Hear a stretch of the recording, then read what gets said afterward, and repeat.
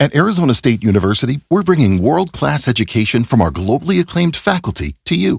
Ranked #1 in innovation for 10 consecutive years and #2 among public universities for employability, ASU isn't just ahead of the curve, it's creating new paths to success. Earn your degree from the nation's most innovative university.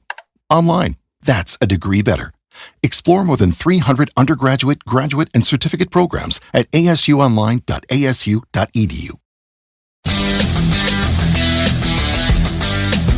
A warm up for the low. Welcome to lovely Las Vegas for Coast to Coast Hoops with myself, Greg Peterson, now part of the Decent Family podcast. We've got a tremendous podcast for you. As joining me in segment number 2, we're going to be joined by Ky McKeon. He does such tremendous work over at the 3-Man Weave. We're going to be taking a look at some of the dynamics of conference play. We're going to be getting a little bit of a lay of the land in the Big Ten, trying to take a look at teams that might be in for a little bit of progression/regression when it comes to conference play, and the balance of taking a look at teams that they picked up a few losses, but they really challenged themselves in non-conference play, and the teams that they've got really nice records, but they did not challenge themselves in non-conference play as well. So we've got a lot to dive in on that front, and we're going to be talking about that and so much more with Ky in segment number 2. In the final segment, going to get you guys picks and analysis on every game on the betting board for this college basketball Thursday as we hit some bank shots. If you have a question, comment, segment idea, what have you for this podcast, you do have one of two ways we offer those in. First one is my Twitter/X timeline at @GN_D1.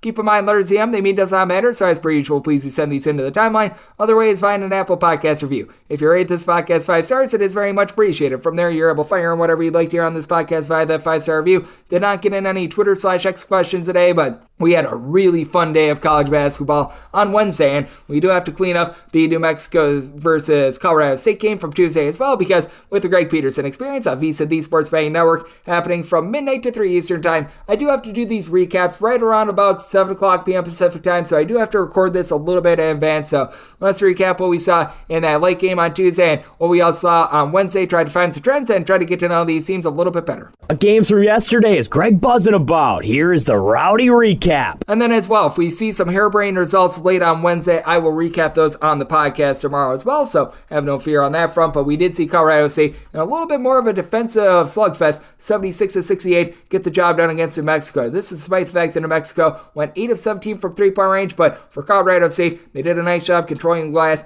38-29. They won that battle, and Patrick Cartier, 21 big points out of him, and you had Ky Clifford do a solid job, 12 points, 10 rebounds. You did have 3 turnovers out of Isaiah Stevens, but he chipped in there 8 assists. Colorado State actually lost a turnover battle, and there were some shots that, they typically hit that did not go in this game. I was just thoroughly impressed by them. And for New Mexico, this is really one of the few times all season long which Jalen House, Donovan Dent, and Jamal Mashburn Jr. were all out there on the floor at the same time. They combined for 37 points. You did have 9 assists out of Dent, but you also did have 8 turnovers out of these 3 guys as well. They had a little bit of a struggle with that regard. They shot it well from three-point range. House won 4 of 5 from three-point range, but you can tell that there might be a few growing pains as all 3 of them got a lot of talent, but at the same time, they do need to learn to coexist with one another as well. So something to be mindful of there. And then when it comes to Wednesday, typically I would not lead with this, but our DK Network write-up, it was on the over, and boy was this looking as dead as a doorknob, as I had that for the Florida State versus Georgia Tech game. There were 51 points scored in the first half. Total was closing in a lot of spots, right around about a 144. When I'd written it up, it was 143. We get the over, though. 82-71, thanks to 102 points in the second half. Florida State gets a win and cover, as for Georgia Tech, they only got 7-26 from three-point range, but it was a march to the free throw line late in this game as they take 26 free throws. Florida State, they go 13 of 17 at the free throw line, and for Florida State, nobody really had a massive game in this one. You did off the bench 14 points from Chandler Jackson, and this was a good sign for a Florida State team that had most recently lost to Lipscomb. But for Georgia Tech, Miles Kelly chips in there 20 points, but for Georgia Tech, they lose that rebound battle 38-31. They lose the turnover battle 13-10 as well, and for Florida State, they get a much-needed win for them. And then also out there in the ACC, Virginia, they just lay it on Louisville, 77-53, the final. This is a Louisville team that is quite sad and pathetic right now, though Louisville, not the worst team against the spread in all of college basketball, but still 5-8 against the spread, leaving very, very much to be desired. And when it comes to this Louisville bunch, they were able to get a little bit of production out of Mikey James. He was able to chip in there 11 points, but for Louisville, just 6 of 25 from three-point range. Meanwhile, you've got yourself a bunch on the flip side in Virginia that was able to go 10 of 26 from three-point range. You had Ryan get her done down low, 15 points, 10 rebounds.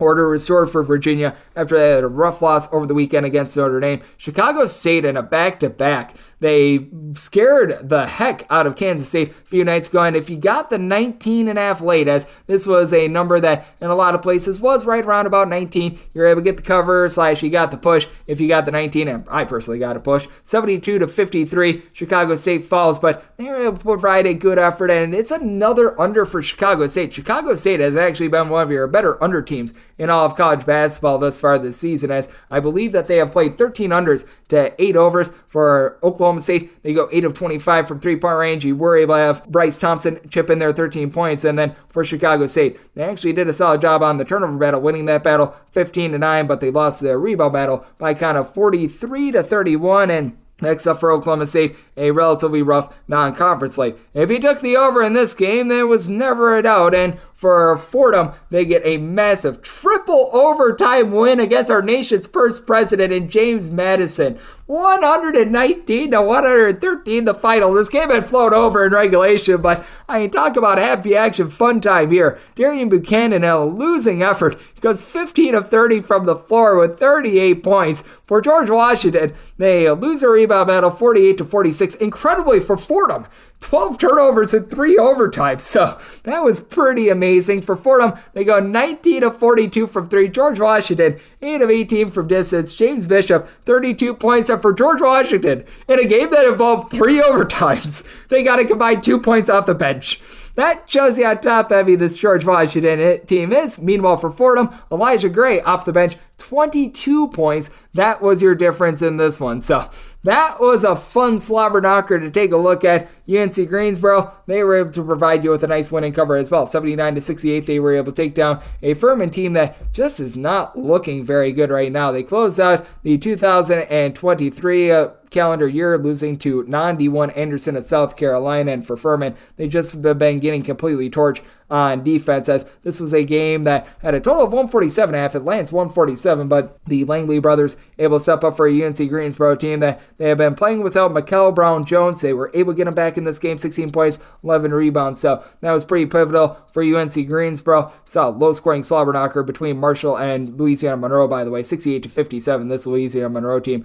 Not looking so great on the offensive side of things, but Miami certainly is. As a very, very slim home underdog, they get it done against Clemson, 95-82. And Clemson has been a very rock-solid team against the spread thus far this season, but for Miami, the defense, it's still very much a work in progress. The offense, it looked very solid. I know that Nigel Pack was dealing with a little bit of an injury. He gutted through it. 25 big points for a Miami team that goes 11 of 24 from three-point range. This drops Miami to a ATS record of 7-5 now, and Clemson, I believe they are now 8-5 against the spread. As for Clemson, they go 11 of 30 from three-point range. PJ Hall still had his 17 points, 6 rebounds, but for this Miami team, they did a relatively solid job of winning that turnover battle by kind of 11-9, and they actually won the rebound battle with no Chad Omier chipping in there, 23 points, 6 rebounds. Nice statement win for a Miami team that certainly was in need of a little bit of one. St. Joe's, they're a team that's looking to be able to get an at-large bid from the Atlantic 10, and those at-large bid hopes, they took a little bit of a dip, as St. Joe's now 10-4 against the spread after they lose outright to Rhode Island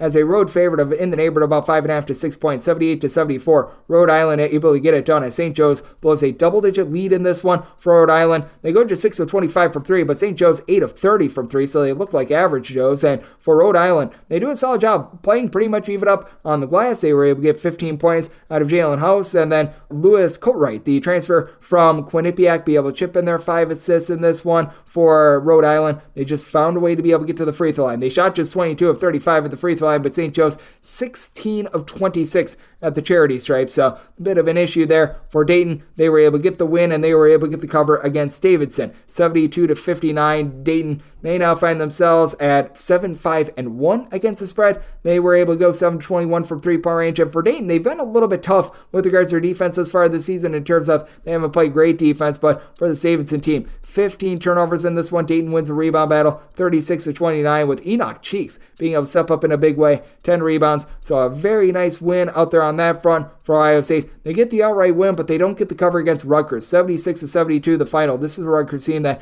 entered in this game in the top 5 nationally in terms of points allowed on a per possession basis, and they certainly gave it up in this one to an Ohio State team that went 11-24 from three-point range, but Rutgers was able to hold steady thanks to Andre Hyatt being able to chip in there 10 rebounds in this one. And for Muat Mogg, he's now back after he was injured throughout much of the back half of the season last year. Chipped in there 11 big points, so Rutgers able to give a relatively spirited effort on that front. If you looked at the early game, by the way, this was one of the strangest results that we saw all night long. Yale closed as about an 8-point favorite. If you took it overnight, and I personally did, you were able to get more like a 6.5 to a 7, and this was an opening number that was closer to like 5 on Yale. But this game was all over the place. Yale had themselves a 16-point lead with 5 minutes remaining. They blow the lead, go to overtime. So anyone with the under in this game of right around about 146, 147, depending upon your number, boy, that was rough. But Yale gets it done 86-78 as Howard was down 10 points with about 10 seconds remaining. They canned a 3 and then they fell with 5 seconds remaining, down by 7 points. So that's exactly how it goes sometimes with regards to some of these early games. So a nice win, and in some places a cover for Yale. And if you had the under in this one, I really do feel for you. And then I feel for you if you had Providence. Providence, they lose outright to Seton Hall at home by a count of 61-57 for Seton Hall. They go 7-16 from three-point range. They win the rebound battle 38-36. And for Providence, this team has been very rock solid on defense. And defense was not the issue here, but they've been turning the ball over a lot. 14 turnovers in this one. Josh Uduru had 23 points, and you really didn't get much out of anyone else. Bryce Hopkins, only 5 points in this game. He has really struggled with his outside shot thus far this season in Providence. They still have a tremendous home court environment, but wasn't enough to be able to lift them over the top in this one. And then this game is still going on as I do this podcast. You got Villanova up on Xavier 51-43 with about 11 minutes remaining in the second half. We shall see what happens there. And in the first half of St. Bonaventure versus VCU, you saw a slugfest. St. Bonaventure, by the way, has allowed 71 points or fewer in every one of their games thus far this season. That's in danger, but right now they're leading 44-36 against a VCU team that certainly is looking to play quite a bit more up-tempo. Now they've got Sean Barsell back to the fold after he was out to begin the season. Joe Beshmili is back as well, and for VCU, they allowed St. Bonaventure to go 7 of 12 from three-point range in the first half. Chad Venning was able to chip in there 14 big points, so a very nice half for the Bonnies of St. Bonaventure. And right now, St. Thomas, one of your better cover teams in all of college basketball, they're having what I think is a lot of fun. The Big Sky versus Summit League Challenge. Currently, they're up as I do this early on in the second half by a count of 47-38 against Idaho. And if you're looking at those Summit League teams, a lot of them have been relatively brutal against the spread. You got St. Thomas at 8-4 against the spread. Meanwhile, you've got North Dakota State, UMKC, North Dakota all covering fewer than 37% of their games. So certainly that's been a little bit of an issue for a lot of those teams, and we shall see what happens in this Weber State versus South Dakota State game as well. Currently, Weber State up 58-47 with about 12 minutes remaining in the second half of that one. So we're going to have a little bit of cleanup to do on the podcast tomorrow. But if you're looking at really the lay of the land in college basketball and what we're seeing trend-wise, we have been seeing a whole bunch of overs in college basketball. We got fortunate on one of those, and season to date, the over is hitting at 51.3%, 1,112 overs to 1,057 unders. Home underdogs, they're 50-50, 246, and 10 against the spread. I do think that they're going to rise up. You're going to find out in the last 7 days. They have been rough. And favorites overall, again, nearly 51%, 1,097, 1,060, and 35 against the spread. Meanwhile, in the last 7 days in college basketball, home underdogs just 21-27 against the spread, while overs hanging at a 56.5% clip, 125-96, with I believe a few pushes along the way as well. And then if you're looking at favorites, 126, 93, and 5 against the spread over the last 7 days, that's 57.5%. That's what we're seeing in college basketball right now, and that's what we all got on Wednesday. Now, let's take a look at conference play. Let's take a look at a few teams that Ky McKeon is a little bit bullish on, a little bit bearish on, and let's just try to find out how to be able to gauge some progression and regression with some of these teams that have played some weak and strong non-conference slates. We're going to do that with Ky McKeon of the 3-Man Weave next, right here on Coast to Coast with myself, Greg Peterson, now a part of the Music Daily Podcast.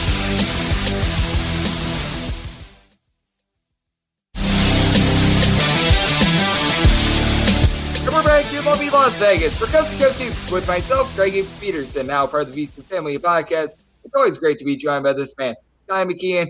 is an absolute ace when it comes to his work over at the three-man weave. Taking a look at this game that we all know and love of college basketball. Does a great job holding it down out there in the Midwest. I know that he's doing some great work along with his work over at the three-man weave, which you will find at the number 3 MW_CBB over with the Field of 68 Action Network and so many other great platforms. And you're able to follow him on Twitter /X at Ky, so the letters K and Y _ and then the number 3 MW. And Ky, always great to have you aboard. Thank you. Hey, Greg, thanks for having me. Thank you for joining me, Ky. And Ky, as bettors, this is such a glorious time of year. Now we get into conference play.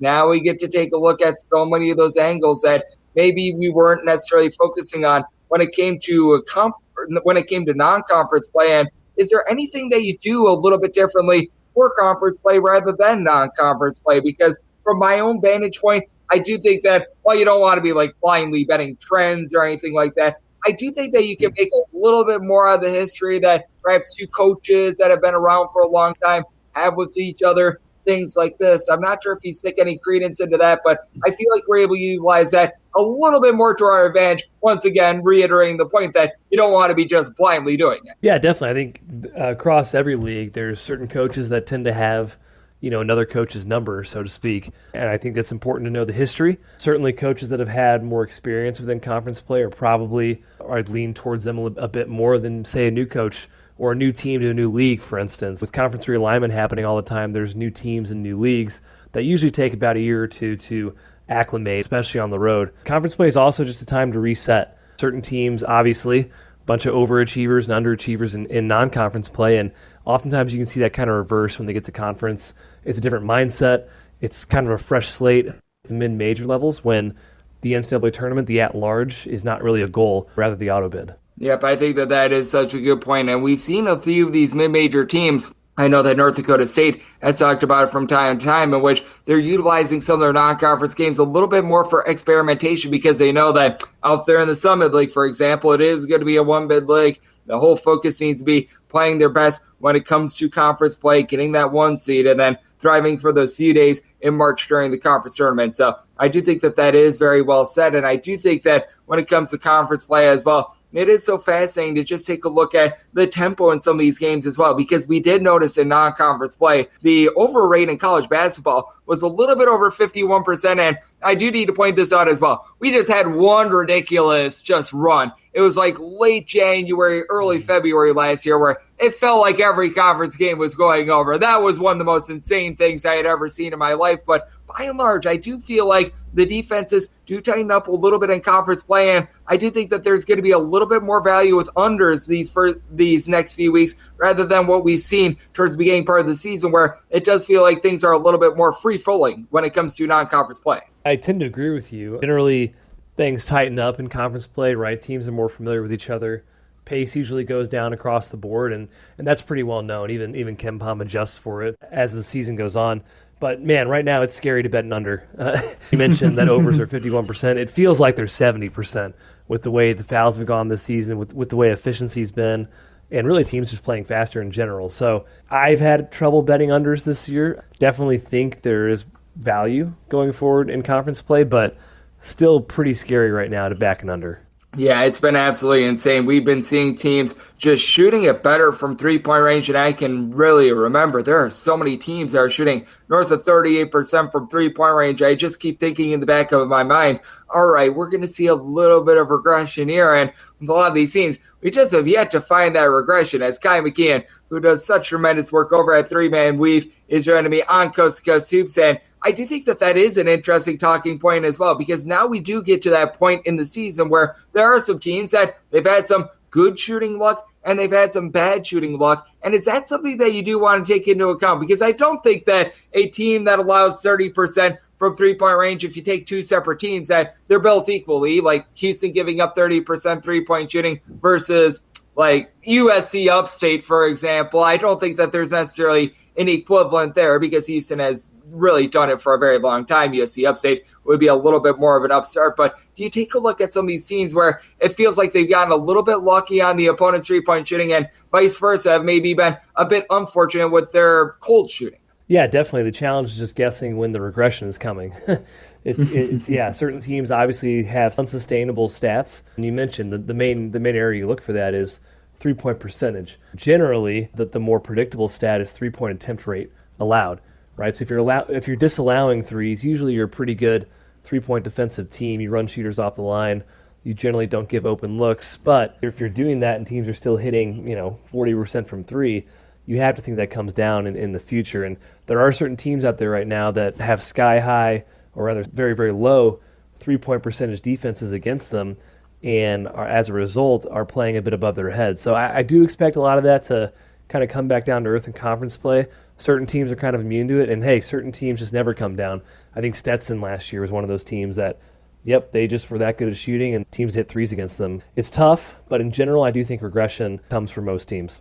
Yeah, and Colgate the last few years as well was one of those teams that was just hitting everything from three-point range. Looks like that is calming down a little bit this season, but certainly with the competition that they were going up against in the Patriot League, they were really able to knock down those threes. And a team that I do think that they're an interesting example of this. We're going to be seeing them on Thursday, and we're doing this as we don't have any line for this game. That would be Michigan State, because they've been one of the most intriguing stories in all of college basketball this year. You're a man out there in the Midwest. I know you've taken a nice look at this Michigan State team, but what do you make of them going up against Penn State, a Michigan State team that it feels like they've gotten their swagger back a little bit? They were a top 5 team in terms of three-point shooting percentage last year. They were a less than 30% three-point shooting going into that game against Baylor a few weeks ago, but it seems like things are trending upward, and a team that really challenged themselves in the non-conference slate might be a little bit better for some of the lumps that they've taken, because now they are very much battle-tested, whereas a team like Penn State hasn't challenged themselves as much this year. Yeah, definitely. That Michigan State was certainly one of those teams that you thought were much better shooters than what they were showing to start the year.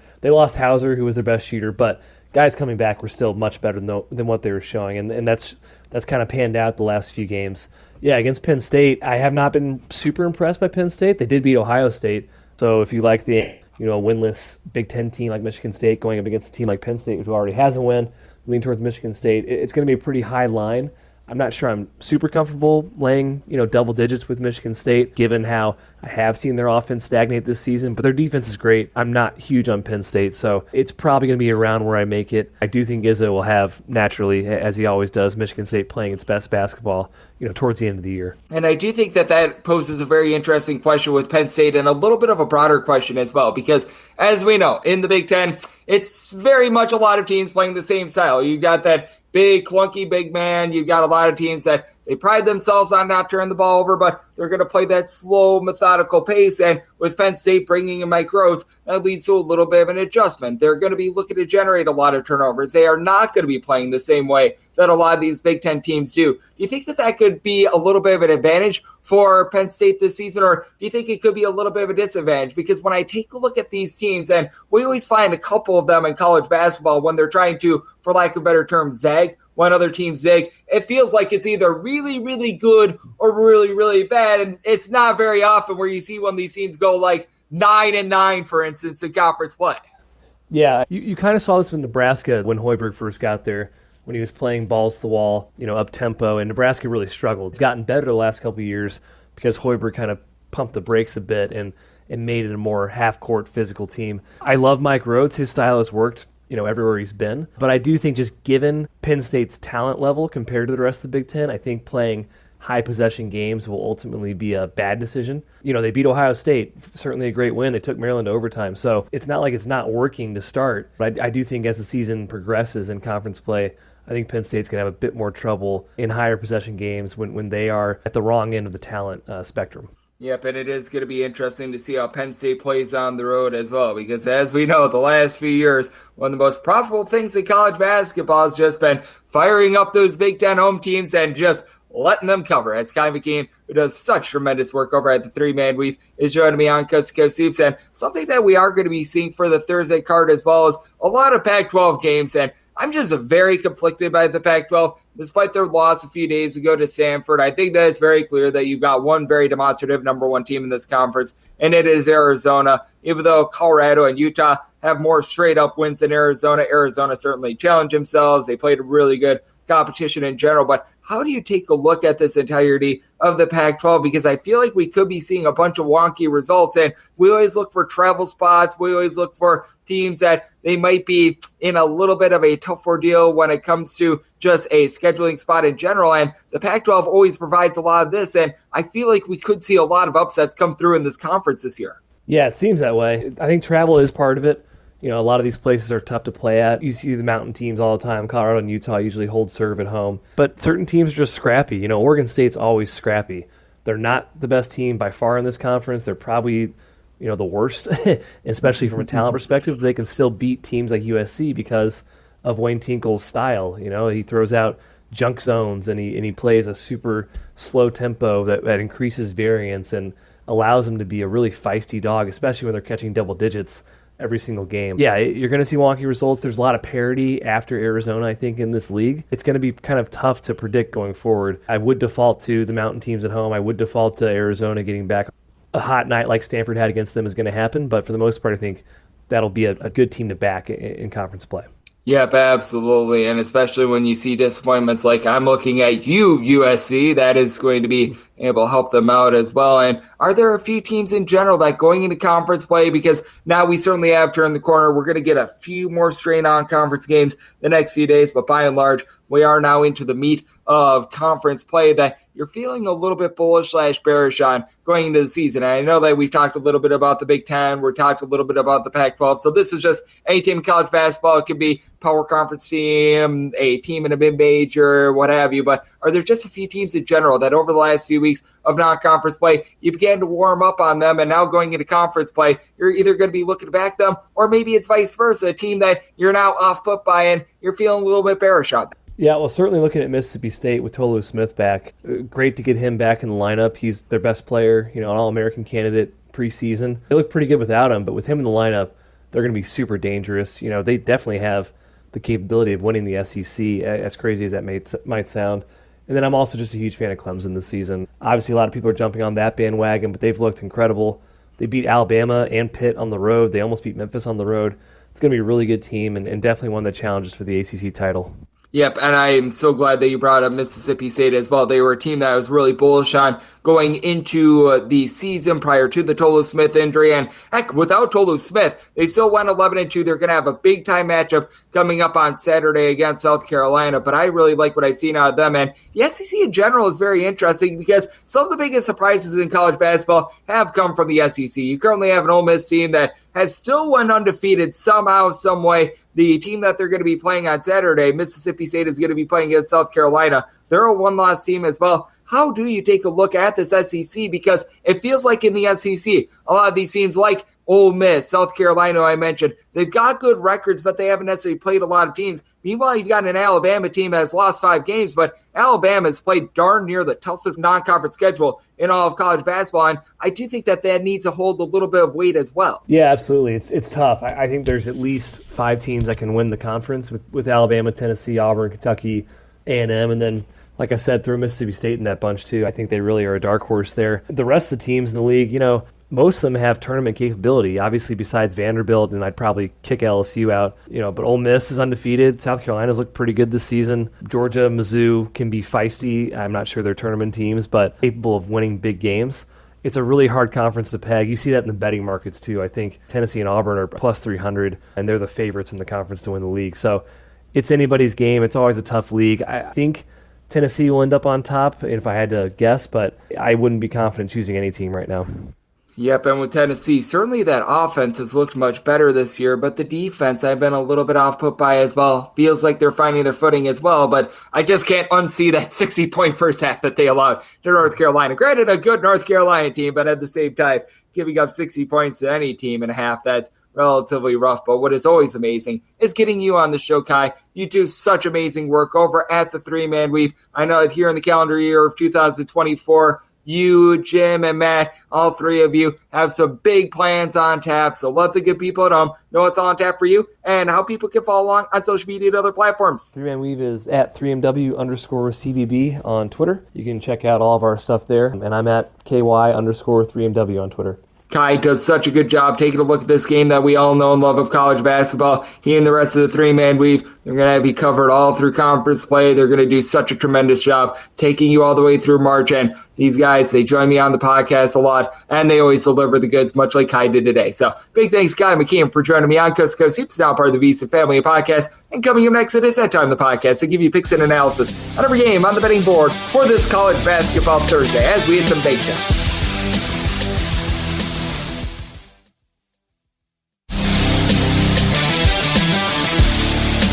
And we're back in lovely Las Vegas for Coast to Coast Hoops with myself, Greg Peterson, now part of the VSiN Family Podcast. It is always great to be joined by Ky McKeon. He does such excellent work over at the three-man weave, taking a look at this game of college basketball that we all know and love. I know that he's hard at work now that conference play has begun all 12 months out of the year. Does such an excellent job taking a look at everything that we need to know about college basketball and helping us make a few bucks. So big thanks to Ky for joining me in the last segment. Now it is that time of the podcast. I give you picks and analysis on every game on the betting board for this college basketball Thursday as we hit some bank shots. Most financial establishments close at a certain time, but not here. It is time for a side and total on every game on today's betting board bank shots. Do note that, as per usual, any changes that are made to these plays will be listed up on my Twitter/X feed at GNN_D1. We are going to be going in Las Vegas rotation order, which this is for the most part going to be time order. The games are going to be at the bottom. The games that are going to be on the extra games board, those involve the Atlantic Sun. If you have any MEAC/SWAC action, that's going to be out there as well, and then the NEC as well. So let's get things started with the early game. This is 7:35, 7:36 on the betting board. It is Stone Cold Steve Towson on the road facing off against UT Rio Grande Valley. Grande Valley an 8.5 to a 9-point home underdog. Total on this game is anywhere between 150.5 and 151. I did set my total at 155. I'm going to be looking at the over. I certainly do think that you're going to get an up and down game. This is a pair of teams that rank in the top 65 in terms of total possessions per game for Steve Towson. They've actually done a relatively solid job with their defense coming in, allowing 72 points or fewer in each of their last three games, and for that matter in regulation, because their game against Abilene Christian, that was pushed to overtime. They've given up 72 points or fewer in regulation in 7 out of their last 8 games, but I do think that they're going to be able to put up a big number against a UT Rio Grande Valley team that ranks outside the top 275 in terms of points allowed on a per possession basis. Now, they have been able to get a little bit of production as you've got right around 15.5 points per game out of Elijah Elliott, who's been able to chip in their 2 steals per contest. And I do think that this is going to be a game where defense is turned into offense. You've got a Steve Towson team that their lifeblood generating these turnovers as they rank in the top 20 nationally in terms of turnovers forced on a per possession basis. Not quite the same 3-point shooting team that they were a season ago last year. Steve Towson, a top 20 team in the country in terms of 3-point shooting percentage, that's down to about 33%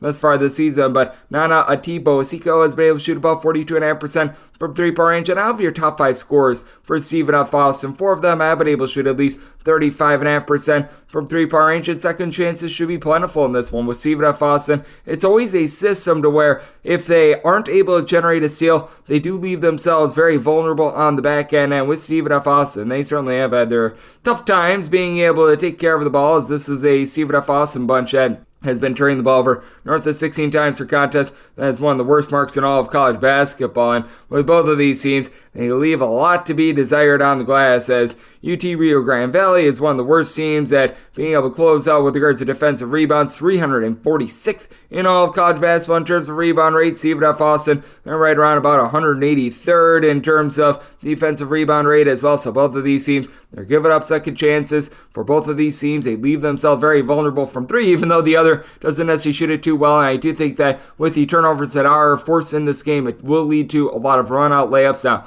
this is a 10 o'clock a.m. Pacific, noon Central Time game, so do have to expect that perhaps there might be a little bit of tiredness in this game, but I honestly think the lack of effort is going to come through more on the defensive side of things. So I did set my total 155 looking at the over, and Steve Towson made them a 9-point favorite. So an 8.5 one to lay with Stone Cold Steve Towson, and looking at the over 737, 738 on the main board, it is Towson, and they're going to be in the road facing off against Monmouth. Monmouth is an underdog of a point. Totals between 130 and 130.5. I said Monmouth as a 5-point favorite. I'm going to be willing to take them out right on the money line. I just don't know what Towson has done to warrant being a favorite in this spot. Recognize that they're playing a little bit of better basketball than they did towards the beginning part of the season, and defense has been stifling. They had that crazy double overtime game against Bryant, so if you take a look at games that actually wrapped up in regulation, this is a Towson bunch that they've given up 73 points or fewer in all but one of these games. The season opener against Colorado is the lone exception, but Towson just doesn't really put the ball in the basket.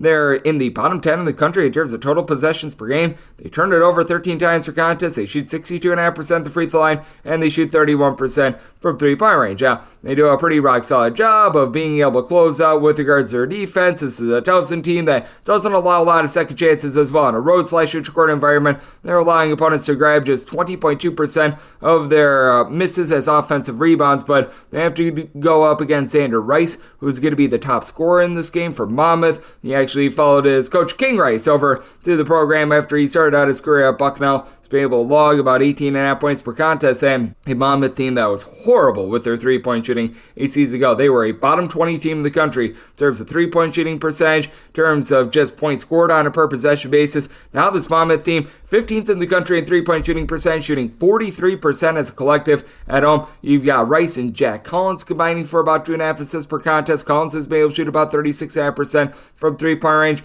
You got the gentleman from overseas whose last name I can't pronounce. He's from the Ukraine, and his first name is Nikita, so we'll go with that. He's been able to give the team 7.5 rebounds per game. That's going to be able to help down low because the forte of this Towson team, utilizing Charles Thompson, he's been able to give the team about 8.5 rebounds per game and gets 3 offensive rebounds per game. Towson has been able to build up their offense, being able to score north of 80 points in 4 of their last 5 games because they've been able to do a solid job of being able to corral a lot of missed shots, but this is also a Monmouth team that has been pretty consistent in terms of their offense. This team has been able to get north of 70 points in now 4 out of their last 6 games. I do think that Monmouth is going to be able to do a relatively solid job down low. It's not necessarily a deep team, but it is a team that has been able to do an okay job valuing the ball. And with Towson having their tomfoolery with regards to being able to maintain the ball, with Towson playing so slowly but being rather inconsistent on the offensive side of things, I do think that that's going to be a little bit of a bugaboo for them, and I do think that that is going to allow this Monmouth team to be able to get the job done. So I'm going to be taking a look at Monmouth outright on the money line,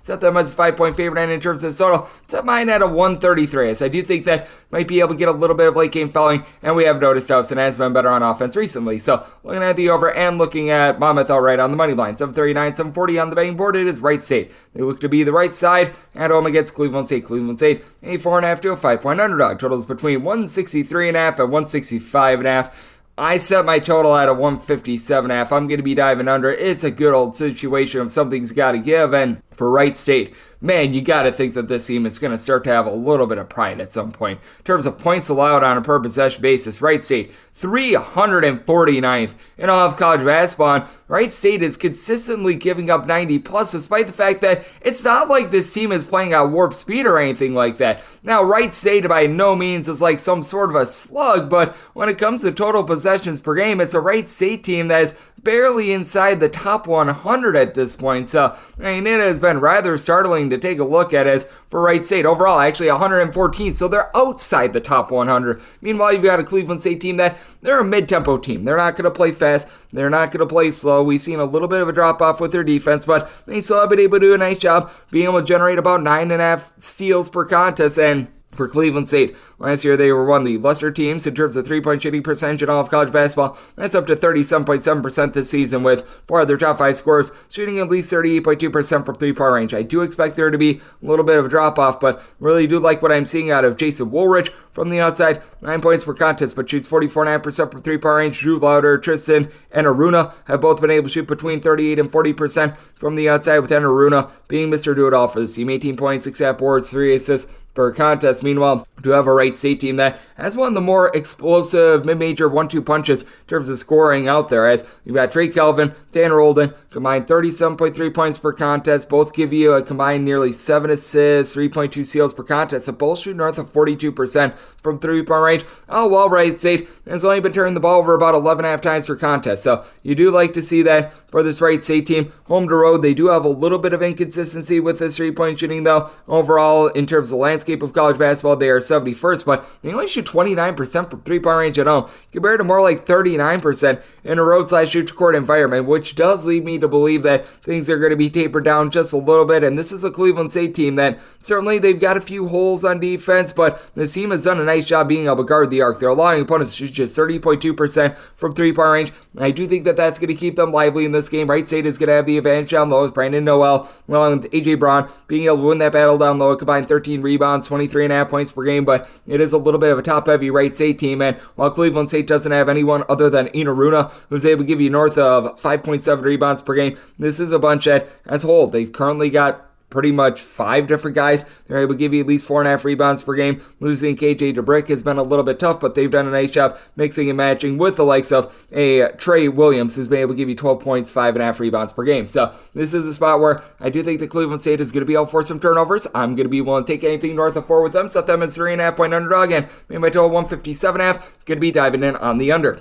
741, 742 on the betting board. Old Dominion is road face off against Troy. The men of Troy find themselves as 4.5-point favorites. Totals between 147.5 and 148.5. I did set Troy as a favorite of 6.5 points, so you're going to be willing to lay the 4.5. For Troy, their numbers are very deceiving when it comes to a lot of the raw stats because they played that double overtime game against Oregon State. They've had a few other overtime sessions that they played as well, which makes it look like they're playing a whole heck of a lot more tempo, and it makes it look like they're both scoring and giving up a lot more points than what they are. If you take a look at the actual efficiency numbers, it gives a little bit of a better story as to what this team is doing. Meanwhile, they're going up against an Old Dominion team that for the longest of times, they've been a rough team on offense, but you always know that the defense is going to be there. Not this year. Old Dominion, 296th in the country in terms of points allowed on a per possession basis. They are giving up 14.3 points more per 100 possessions on the road rather than at home. You do have Chauncey Jenkins along with Vashon Alouette, who have been able to do a solid job supplying 30.8 points per contest. When it comes to these two guys, they combined about 5 assists per contest, and they're both shooting in the mid-30s from three-point range, but don't have anyone outside of them, really outside of one guy. You get 34.5% three-point shooting out of Bryce Baker, shooting above 31.5% from distance. As a whole, this team shoots 30.8% from three, 67% the free throw line. With not having a single guy that gives you north of 6.5 rebounds per game, you can't rank darn near 300th in the country in terms of points allowed on a per possession basis. And it's not like this Troy team has necessarily been batting down the hatches in terms of their defense. They're 178th in the country with this regard, but with this Troy team, they do a nice job generating turnovers. Combined 9.5 steals per game. Each of your top 4 scorers do generate at least 1 steal per contest. That includes Christian Eugene, along with Tatum Conway. These two guys have been able to combine to shoot about 45.5% from three-point range, with about 29 points between the two of them. Each have your top 3 scorers, so you're able to throw in there Amir Muhammad. I'll give you at least 2.5 assists per contest as well. Troy has their issues down low. You don't have a single guy on the roster other than Eugene that gives you north of 5.2 rebounds per game, so it's a little bit of an issue. But for this Troy team, I do like the way that they're able to get up and down. This is an Old Dominion team that just has had their struggles on offense, scoring fewer than 70 points in 3 out of their last 5 games, and that's an issue when you give up 80 plus in 3 out of your last 5 as well. Meanwhile, for Troy, they've been able to do a nice job holding down the fort recently, giving up 65 points or fewer in 2 of their last 4 games. Lone 2 exceptions. Eastern Kentucky, one of the fastest teams in all of college basketball, and an undefeated Old Miss team. So I do think that with Troy, they're going to be able to hold up with regards to their defense, and this Old Dominion team, they're just giving up points upon points at this point. Old Dominion, not necessarily an up-tempo team, but this is a Troy bunch I think is going to be able to take it to Old Dominion. Did set my total at a 148.5, so here to 147.5. Looking at the over with Old Dominion, not having the size down low to really expose the kryptonite of Troy, not having a lot down low. I think that the Trojans take control of this game. Willing to lay up to 6 with Troy, and looking at the 147.5 over at 743, 744 on the betting board. You got America's favorite tag team. You don't just get William, you don't just get Mary, but you get both playing OC Elon, and along with the tag team, you're laying 2 to 2.5 points with William and Mary totals between 153 and 154.5. And I'm going to take America's favorite tag team. I set William and Mary as a 2.5 point favorite. So here at the 2, I'm going to be one to lay it with William and Mary. Ghastly on defense, I think is the best way of putting it in terms of points allowed on a per possession basis. This is a William and Mary team that now has cranked up their tempo just a little bit more than a season ago, but 360th out of 362 Division I teams. That's not necessarily too tremendous. They are starting to play a little bit more slowly, but this is still a team that over the last few years, they've been playing quite a bit more slowly. Now they've decided to crank it up a little bit more, which is why they've given up north of 70 points in 4 out of their last 5 games. But they go up against an Elon team that I do think that there's going to be some massive regression with their three-point shooting, and Elon is giving it up from three-point range as well. They're about 179th in the country in terms of opponents' three-point shooting percentage. For Elon, they have been all over the place with regards to their defense as well. This is a team that has now given up at least 70 points in 4 of their last 5 games. One of those games was against a non-Division I opponent, and for Elon, they're shooting 37% from three-point range. Of their top 6 scorers, 5 of them are shooting at least 38.5% from distance, with TK Simpkins really being the lone exception, and he's the top scorer for Elon. You've got some really nice balanced scoring when it comes to the team. Simpkins leads the way with 12.3 points, right around about 4.5 boards, 2.3 assists per contest, and I do like what you're able to get out of Max McKinnon as well. A little bit of stat sheet suffer in his own right, 12 points, 4.5 boards per contest, but for Elon, you really don't have anyone sans the big man in Sam Sherry that's able to give you north of 5 rebounds per game, and he's only sitting at about 5.2 boards per contest. Now for William and Mary, their main big man in Noah Collier has been dealing with injury all season long, and this really dates back to the back half of last season, so that's been hurting them quite a bit, but got a nice 1-2 punch in Gabe Dorsey along Trey Moss. These two guys have done a really solid job being able to combine for about 28.5 points per contest. They're bringing the Thunder with Dorsey shooting 42% from three-point range, and for William and Mary, they're not going to force any steals, but they really don't turn the ball over a lot themselves, about 11.5 turnovers per game. You got a pair of teams that have been not so great in terms of their defense. I laid it out with William and Mary. Certainly they have been the lesser of the two. I will say this for William and Mary. They're giving up 28.5 points fewer per 100 possessions at home rather than on the road. And then for Elon, 330th in terms of points allowed on a per possession basis. So I do think that William and Mary being at home is going to be big. Neither of these teams are super duper up tempo, though we have seen William and Mary play with a little bit of pace. This was actually an opening number of 159.5, which was too high. I did set my number at a 148.5. I do think that both of these teams going to get a little bit better three-point shooting luck, as they've been two of the more unlucky teams in terms of teams making threes against them. But that's that with William and Mary. Willing to lay up to 2 with them, and it's up my total 148.5. So diving under and going to be willing to lay the deuce with William and Mary. 745, 746 on the betting board. Old IUPUI, IUPUI. It's a road face off against Robert Morris, and Robert Morris is a 9 to a 9.5 point favorite. So it's between 143.5 and 144.5. This IUPUI team is right now one of my lowest rated teams, and now Robert Morris has had a rough go of it this season. They have actually got a worse straight up record than IUPUI. I'm going to be willing to lay. The reason why IUPUI is 5-10, by the way, is because they've defeated 3 non-Division I teams. So that's an issue. And for IUPUI, if they're not getting scoring out of Jalen Counter, they're just not getting scoring. He's been leading the way in darn near every category. 15.5 points, 5.5 boards, 2.7 assists on 42% three-point shooting for a core that shoots 24% from 3. Now outside the top 300 in terms of total possessions per game. They turn the ball over 13.5 times per contest. You've been able to have Quanzi Samuels give you 5 rebounds per game, but they're the only 2 guys on the roster that give you north of 3.2 rebounds per game. While Robert Morris has been a relative stinkburger in their own right, they at the very least have some rebounding, as Marquise Hastings along Stephon Walker combining for in that neighborhood above 14.5 rebounds per game, and Hastings at 6'7", is able to shoot 40% from three-point range. Robert Morris having all sorts of issues taking care of the ball. They have been turning the ball over about 14.3 times per contest, and neither of these teams are necessarily what you call a stalwart on defense. Robert Morris, in terms of points allowed on a per possession basis, 290th in all of college basketball, but not like this IUPUI team is doing anything better. As a matter of fact, they're 348th in all of college basketball. So have your issues there. It has been a Robert Morris team that's dealt with a few injuries. Josh Corbin has been in and out of the fold a little bit. He's given you 3 assists, 12.5 points per contest. TJ Wainwright has been able to come in and give the team 10 points per contest. After your really main 5, you don't have anyone else that gives you north of 5 points per contest. But for this IUPUI team, man, you've got 2 guys in Counter and Bryce Monroe that give you double figures, and then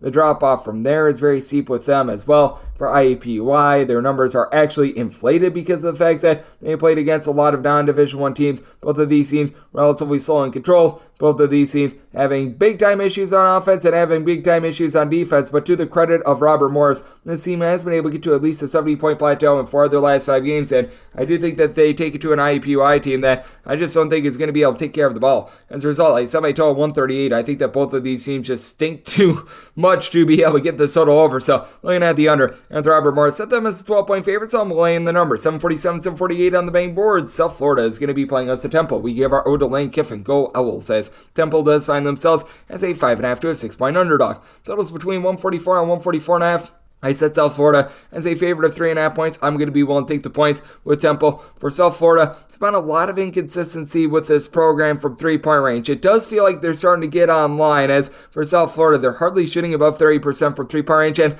these are better shooters than the combined 32.4% 3-point shooting. Chris Youngblood saw up to 33% 3-point shooting last year when he was playing for Abdul Rahim over at Kennesaw State. He was closer to 40%, so and starting to rise back up. It was below 30% about 2 weeks ago, but he, Elon, Sultan Miguel have been able to give you a combined 29 points per contest. But what I think is going to be rough for South Florida in this one is that they've only got one player that is giving you north of 4.5 rebounds per game. That'd be Kassan Pryor, who's been able to do a relatively solid job, only in there about 6.3 rebounds per game, but for South Florida, he did not play in that game against Alabama State, and that's an issue. It's not like this Temple team is necessarily just complete and utter giants down low or anything like that, but you know what? You've been able to have Sam Hoffman give you about 7.7 rebounds per contest. Heisier Miller has been a really versatile player for this team as well. He's shipping in there about 17.5 points, 4.5 boards, 4.5 assists. It is a Temple team that they shoot about 30% from 3-point range. I do think that should be going northward, as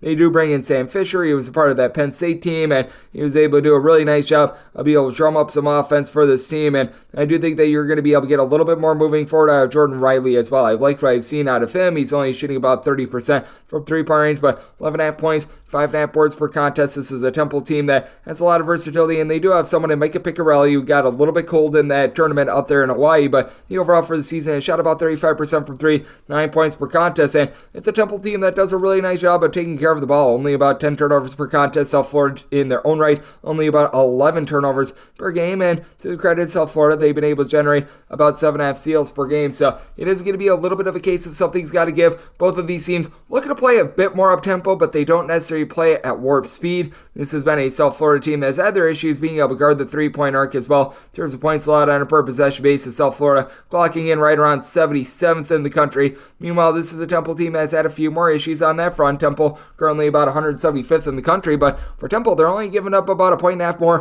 per 100 possessions on the road rather than at home. For Temple, it's been a little bit of a rough go of it on offense. 63 points or fewer in all 3 of those Diamond Head Classic games, so I do think that they're feeling good to get back home, but this is also a South Florida team that has allowed 70 plus in 4 out of their last 5 games, so I do think that Temple going to be able to hold in there in this one. I do think that both of these teams heat up a little bit more with their 3-point shooting. I did, as a result, set my total at a 147.5, so here at a 144, looking at the over, and with South Florida, going to make them a 3.5 point favorite, so taking the points with Temple. 749, 750 on the betting board. It is Oakland. They play UW Milwaukee, and Milwaukee is an underdog of 7.5 points. Totals between 152.5 and 153.5. I did set my line at 9. I'm going to be willing to lay it with Oakland. Now, for UW Milwaukee, they would have been about a double-digit underdog about a week or so ago, because now they've got BJ Freeman back in the fold, and that is massive, because without BJ Freeman, this team really had no shot without him, because BJ Freeman last year, he was a do-it-all guy. 18 points, 5 boards, 3 assists on a mid-30s 3-point shooting percentage. Now he's back in the fold. He played his first game on New Year's Eve since really Thanksgiving, and he went out, had 23 points, 6 boards, 6 assists, lifted the team to victory as a home underdog against Wright St. Without him, they didn't have a single guy that was averaging north of 12.5 points per contest. They didn't have a single guy that had north of 5 boards per contest, north of 2.5 assists per game. I mean, they have absolutely nothing, but he and he alone can't lift this team to victory over an Oakland team that we've seen them have some good results. They knocked off Xavier on the road. They hold within 11 against Illinois. They hold within single digits against Ohio State. And Trey Towson is someone that they're not going to be able to guard. 16 points, 7.5 boards, 3.5 assists, shooting 38.5% from 3-point range for an Oakland team that they're improved on defense. Now, I don't want to say that this is like an amazing defense or anything like that. Oakland is still 256th in the country in terms of points allowed on a per possession basis, but UW Milwaukee is 346th in the country. They're allowing 1/10 of a point fewer per 100 possessions on the road rather than at home. This just means that they sink both on the road and at home in terms of being able to guard. And now you've got Blake Lampman back in the fold as well for Oakland. Not as big of an addition as it is getting back BJ Freeman for this UW Milwaukee team, but In his 4 games back, he has had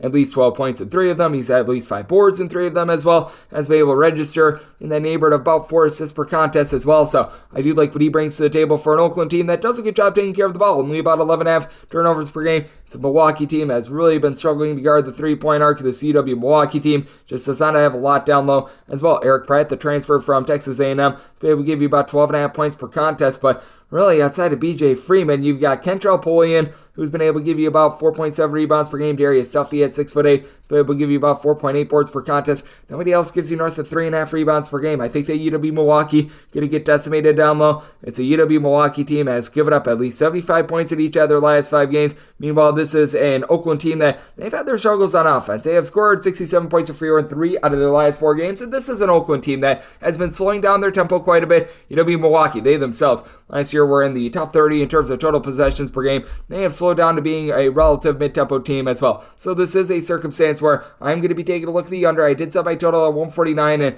I did set Oakland as a 9-point favorite. So I'm going to be willing to lay the number, and I'm going to be taking a look at this total under as well. 751, 752 on the betting board. Youngstown St, it's a road face-off against Northern Kentucky, and the North does find themselves as a 1-point favorite, and your totals between 147 and 147.5. Set Northern Kentucky as a 1.5 point favorite. So don't want to be really going past the 1, but I'm going to be willing to lay this number. It is a Northern Kentucky team that they do a nice job of being able to swipe the ball away and being able to generate turnovers, as you've got Sam Vincent, who does it all for the team. 13 points, 5 boards, 2.5 steals per contest. Not a great 3-point shooter overall. Northern Kentucky, they shoot about 31.2% from 3, 67.5% at the free throw line, but they do have a go-to scorer in Marcus Warwick, who has really been able to heat up 18.3 points per contest for Warwick.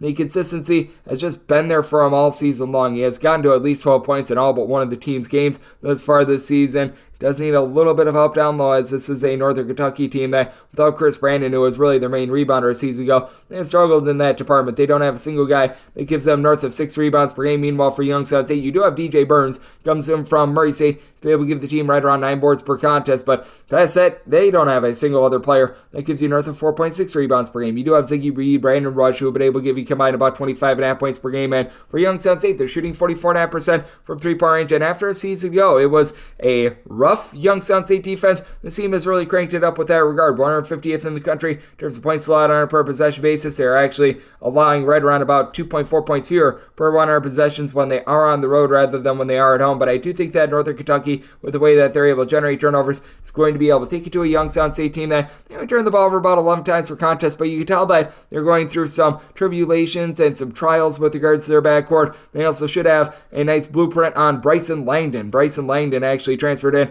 from Northern Kentucky during the offseason to Youngstown State, has been one of the team's main facilitators with about 4 assists, only giving the team, though, about 8.5 points per contest with this Northern Kentucky team. I do think that you're going to be able to get a little bit more moving forward out of the Marquette transfer in Kieran Atejiri, who's only been able to give you about 7 points per contest, was a former top 250 recruit. I expect a little bit more from him moving forward, and this is a Northern Kentucky team that they have each of their top 5 scorers giving you at least 1.1 steals per game. I do think that those turnovers force going to be able to win out, even though Youngstown State has been a relatively solid team at being able to take care of the ball. It is a Youngstown State defense, to their credit. They have given up 70 points or fewer in 4 of their last 5 games. Meanwhile, you've got a Northern Kentucky bunch that all of a sudden they've been able to explode a little bit more with their offense as well. It is a Northern Kentucky team that has gotten past the 75-point plateau in 3 out of their last 5 games. So I just said Northern Kentucky as a 1.5 point favorite. Going to be willing to take them as a 1 point favorite, and did set my total 139.5. Youngstown State much improved on defense. Northern Kentucky, one of the slower teams with regards to tempo in all of college basketball. So diving in on the under, and I'm going to be looking to lay the 1 point with Northern Kentucky. 753, 754 on the betting board. It is Tennessee Tech. They hit the road. They're facing off against Morehead State. Morehead State does find themselves as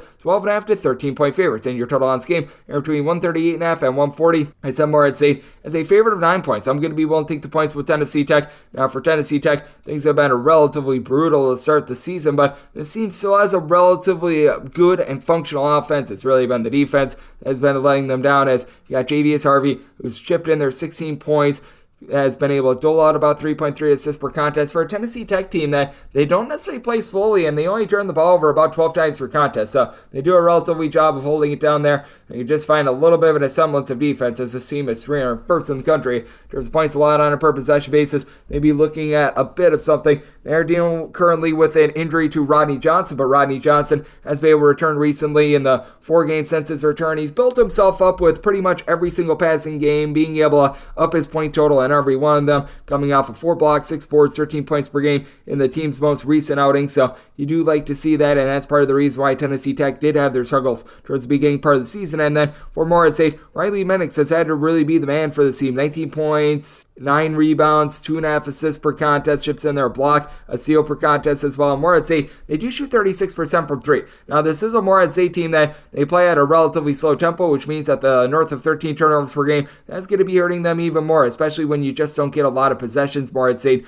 back right around about 266th in the country in terms of total possessions per game. They go up against a Tennessee Tech team that just doesn't force a lot of steals. They only get about 5 per contest, but you've got a Morehead State team that they themselves don't necessarily force a lot of those turnovers as well. And the big key for Tennessee Tech is just being able to find some ancillary scorers in the backcourt to be able to step up. They were without Deontay Wood to begin the season. He has returned recently, and now he's been able to give the team right around 8 points per contest. Not a guy that's going to really let it fly from 3-point range, but does a good job of being able to space out the floor for someone like Josiah Davis, who's been able to give you about 10 points per contest, but has been incredibly inconsistent. Over the last 5 games, he has scored 11, 10, 5, 20, and 2 points. So you don't know what you're going to be able to get night in and night out of him, but I do think that this is a number that has been over-amplified. Morehead State had a really good spirited effort, losing by 1 against Indiana. Past that, it's been a bunch of wins for them, but throughout their last 3 wins did come against non-Division I competition. Those non-D1 games have very much amplified their metrics. Meanwhile, you've got a Tennessee Tech team that has gotten to at least 70 points at each of their last 5 games. So I do think that we can see Tennessee Tech be able to explode a little bit with their offense in this one. Did set my total 143. Looking at the over end, set Morehead State as a 9-point favorite. So I think the points with Tennessee Tech to go along with that over. 755, 756 on the betting board.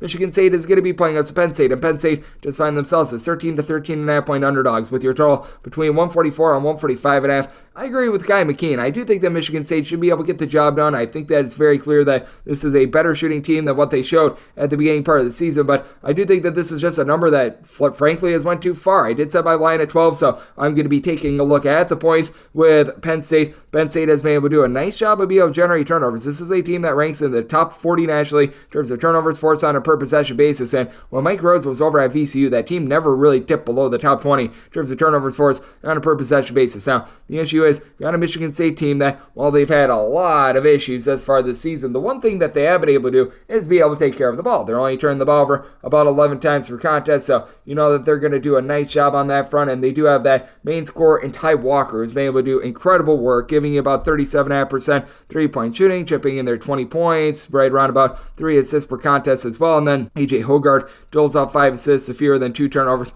per game. It's just all about what are you going to be able to get out of someone like a Trey Hallman, who's been able to now shoot about 40% from 3-point range, has been able to contribute about 6 points per contest, but just not a guy that's willing to take over a game. You've been able to have Mady Sissoko step up a little bit more after he looked brutal to start out the season, but still have some question marks there. Meanwhile, for Penn State, Gudis Wahab, I actually think is going to be able to do a relatively solid job down low in this game. He's been able to give this Penn State team 9 boards per contest. Now, the issue is you've only got one other player that averages north of 3.5 rebounds per game, and that'd be Dick Kern, who's giving you 4.3 rebounds per game. So that's not necessarily too tremendous, but you've been able to get 37% three-point shooting and 18 points per game out of Ken A. Cleary. He has really been able to step up for this core. It's a Penn State team that overall shoots 32% from 3, and we have seen the Penn State defense slide quite a bit. They're now outside the top 100 in terms of points allowed on a per possession basis after they had a stretch where they were just giving up points upon points. But for this Penn State team, they also have had their numbers warped quite a bit by the fact that a lot of these games they have been going to overtime, because if you take a look at regulation and regulation only, they've actually given up 72 points or fewer in 4 of their last 5 games, the lone exception being against Ohio State. Meanwhile, you've got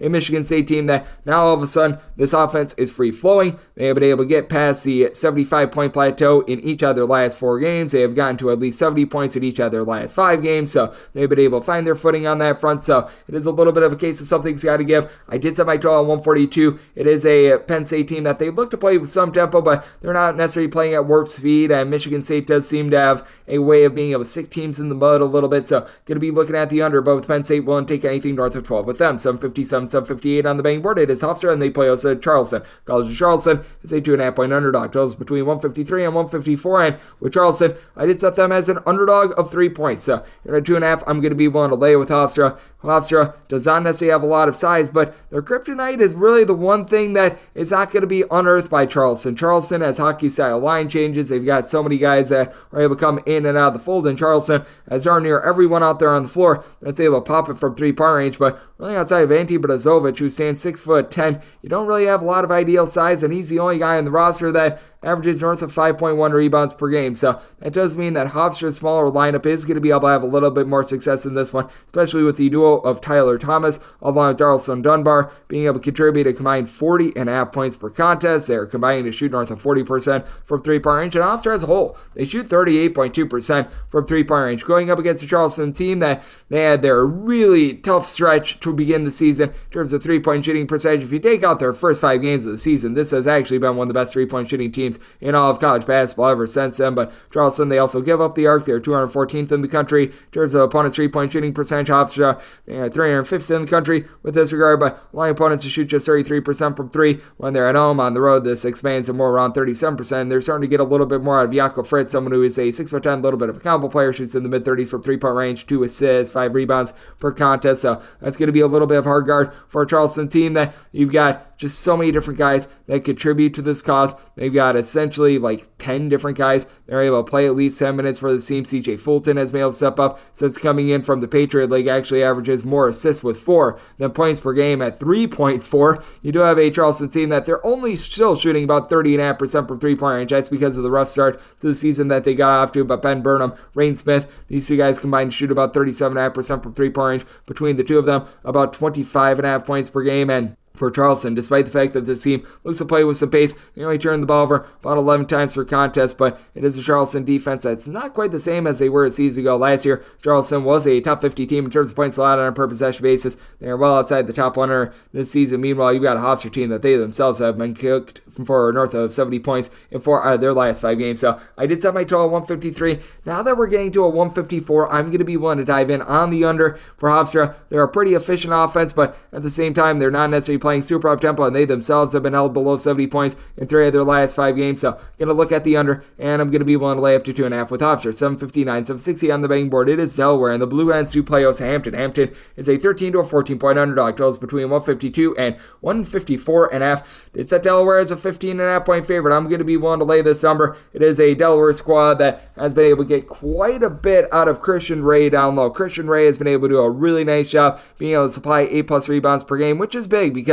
this is a Delaware team that they very much do rely upon their offense to be able to get things going, with Jair Davis being able to supply in that neighborhood about 19.5 points, 6.5 boards, mid-30s three-point shooter. And for Delaware, they only turn the ball over 10 times per contest. They shoot about 35% from three-point range. This is a team that now has pretty much 6 separate guys that give you at least 8 points per game and a lot of interchangeable parts. Ray has been able to give you about 9 points, 3 assists, 8.5 rebounds per game, but the guy that really is a secret weapon for this team, that'd be Jelon Trent. Trent has doled out nearly 4 assists, 4.5 rebounds, 11.5 points per game. Doesn't really shoot it from three-point range, but he does get open looks for someone like a Kayvon Riley, who's been able to shoot about 39% from three-point range. We got a 48.5% three-point shooter, and Tyler Hauser was coming from VMI, and he's really been able to bring the house down for this team. Meanwhile, you've got a Hampton squad that is just all sorts of disappointing right now. For Hampton, they're well outside the top 300 in terms of points allowed on a per possession basis. They do have a nice little post player in Kyrie Mullen, who's been able to give you 9.5 rebounds, 15.5 points per game, but he's the only guy on the roster that really gives you north of 5 rebounds per game. Tedrick Wilcox, Tristan Maxwell, they've done a solid job being able to contribute about 22.5 points per contest, both shooting the mid-30s from three-point range. And interestingly, for the Hampton team, their top 5 scorers, 3 of them do shoot at least 36.4% from three-point range, so they do have a little bit of outside shooting, but they do turn the ball over 14 times per contest. They play up-tempo, and they were really banking on Jordan Nesbitt being that go-to scorer once again after last season. He was able to supply the team with like 15 points, 6.5 boards, began the season banged up, and since he has returned, he has really not been able to give you too much of anything at all. He's only registering about 7 points per contest, chipping in their 4.5 boards, but he clearly is not 100% for a Hampton team that really needs him to be. Hampton, ever since his return, they have went 1-4 with a lone win being against a non-Division I team. When they have played against Division I opponents, they've given up north of 70 points in every one of these games, scored 60 7 points or fewer in all but one of them as well. So it has been a really rough state of affairs for this Hampton team. And I do think that Delaware, with their just overall balance on offense, Delaware is a team that's outside the top 125 in terms of points allowed on a per possession basis, but I do think that they're going to lock down a Hampton team at this point. For lack of a better term, they're not doing anything right, both offensively or defensively. I did set my total at 151.5 ever since Nesbitt has been back in the fold. He just hasn't delivered anything on offense, so looking at the under, and with Delaware, set them as a 15.5 point favorite, so I'm going to be willing to lay the number. 761, 762 on the betting board. It is UW Green Bay. They are going to be hitting the road face-off against Detroit, and Detroit does find themselves as an underdog of 4.5 points. Your total on this game is 132.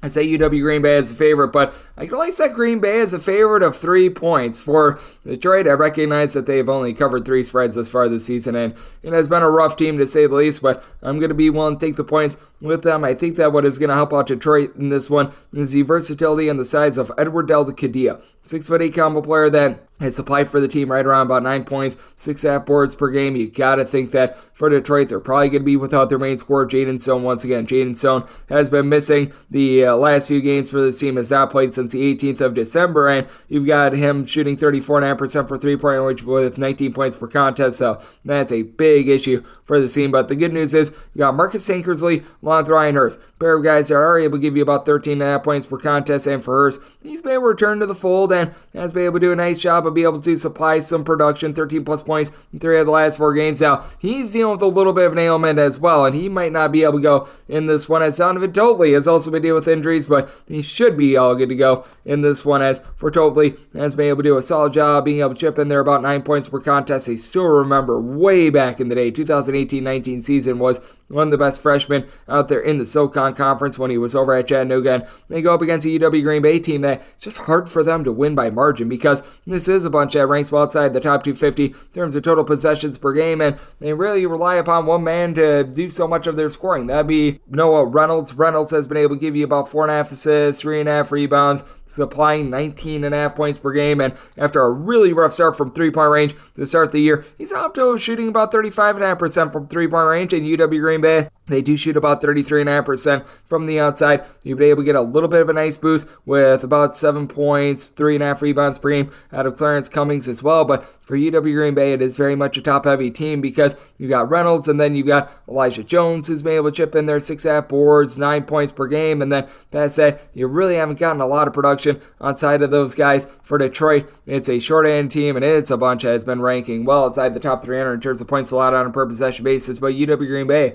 is a team that they themselves are well outside the top 200 in terms of points allowed on a per possession basis as well. And for UW Green Bay, they've had some massive struggles with regards to their offense when they have been on the road, as well as for UW Green Bay, they've actually gotten to now at least 70 points in 4 of their last 5 games. But if you look specifically at the games that UW Green Bay has had to play on the road, they have scored 70 points or fewer in every one of them, sans that game against Purdue Fort Wayne, where they scored 71 earlier in the season. So I do think that Detroit is going to be able to hold it down in what is going to be a slow and controlled game between two teams outside the top 250 in terms of total possessions per game. Did set my total 131, looking at the under, and with Detroit, going to be willing to take 4.5 with them, set them as a 3-point underdog. 763, 764 on the betting board. It is Campbell, and they hit the road face-off against North Carolina A&T, and A&T does find themselves as a 1 to 1.5 point home underdog. Totals between 142 and 142.5. Good old situation of something's got to give. Campbell, out of 362 Division I teams, is in the bottom 10 in terms of total possessions per game. North Carolina A&T in the bottom 20 in terms of points allowed on a per possession basis. So we shall see what wins out here. I did set North Carolina A&T as a 3-point underdog, so I'm going to be looking to lay it with Campbell. Right now for North Carolina A&T, they have gotten a reinforcement in there in Jason Murphy to be able to help out a team that prior to Murphy's arrival did not have a single player on the roster that was averaging north of 4.5 rebounds per game. He's been back for 4 games, supplying 7.5 rebounds per game. That's big, because this team has been completely based around landing glass for 20 points per game, about a steal and a half per contest, but shoots less than 30% from 3 for an A&T team that shoots only about 29.5% from the outside. Now, despite that, you've got Ky McKeon, who's actually been able to give off 5 assists per contest. Do like what I'm seeing there, but for Campbell, I do think that Anthony De La Rosa and his versatility is going to be massive. 6 boards, 16 points per game, only shooting about 33% from three-point range, but he's able to get a lot of guys involved. Now, for Campbell, outside of De La Rosa, you don't have anyone else that's really giving you north of 4 rebounds per game, but they have been able to get quite a bit of production out of Laurinaitis Vestaeus. Hopefully I'm saying that correctly. He comes in from overseas, 9 points per contest, has been able to do a relatively solid job of dishing out the ball as well, averaging about 4 assists per contest with 1 turnover per game over the last 3 games. So he at 6'6" has become a nice little bit of a point forward for a Campbell team that only shoots about 31.5% from three-point range. North Carolina A&T has had all sorts of kryptonite when it comes to just allowing teams to be able to pop up from three-point range, while Campbell, they themselves have not necessarily shot it too well from three-point range, but they've guarded it really well. Campbell, 23rd in the country in terms of opponents' three-point shooting percentage.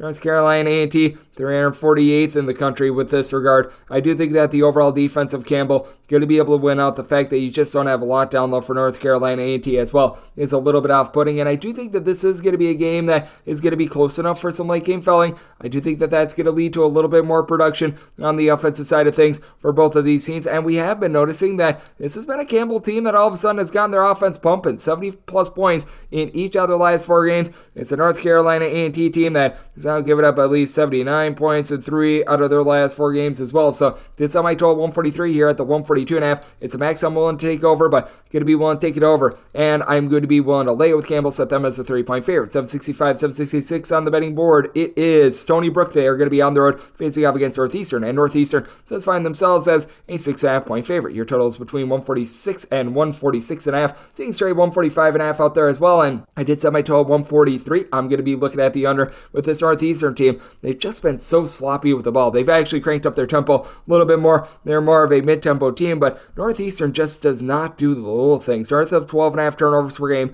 They're 321st in the country in opponents' three-point shooting percentage, allowing opponents to shoot 40.5% from three-point range when they're at home this season. I do think that a little bit of that is some rough luck, and I do think that we're going to see a little bit of a reversal there, but you do take a look at the flip side, and you do have yourself a Stony Brook team that they've been a little bit all over the place themselves. This is a Stony Brook team that they were dealing with all sorts of injuries last year to Aaron Clark, Dean Knoll, and you've got Clark dealing with injury once again. He's already missed 4 games thus far this season. He should be good to go in this one, coming off of scoring 19 points in the team's most recent game against Brown, so that's a relatively good sign for this team, but it is a Stony Brook team that overall they've had their doldrums with regards to the defensive side of things, while the offensive side of things has been halfway decent. They are shooting about 35% from three-point range. Meanwhile, they themselves, in terms of their three-point shooting defense, they're clocking in 333rd, allowing opponents to shoot 43.3% from three-point range, 1 away from home, and this team has not necessarily been a stalwart down low. Keenan Fitzmaurice is a true 7-footer that has been able to shoot 40% from three-point range, which is tremendous, but at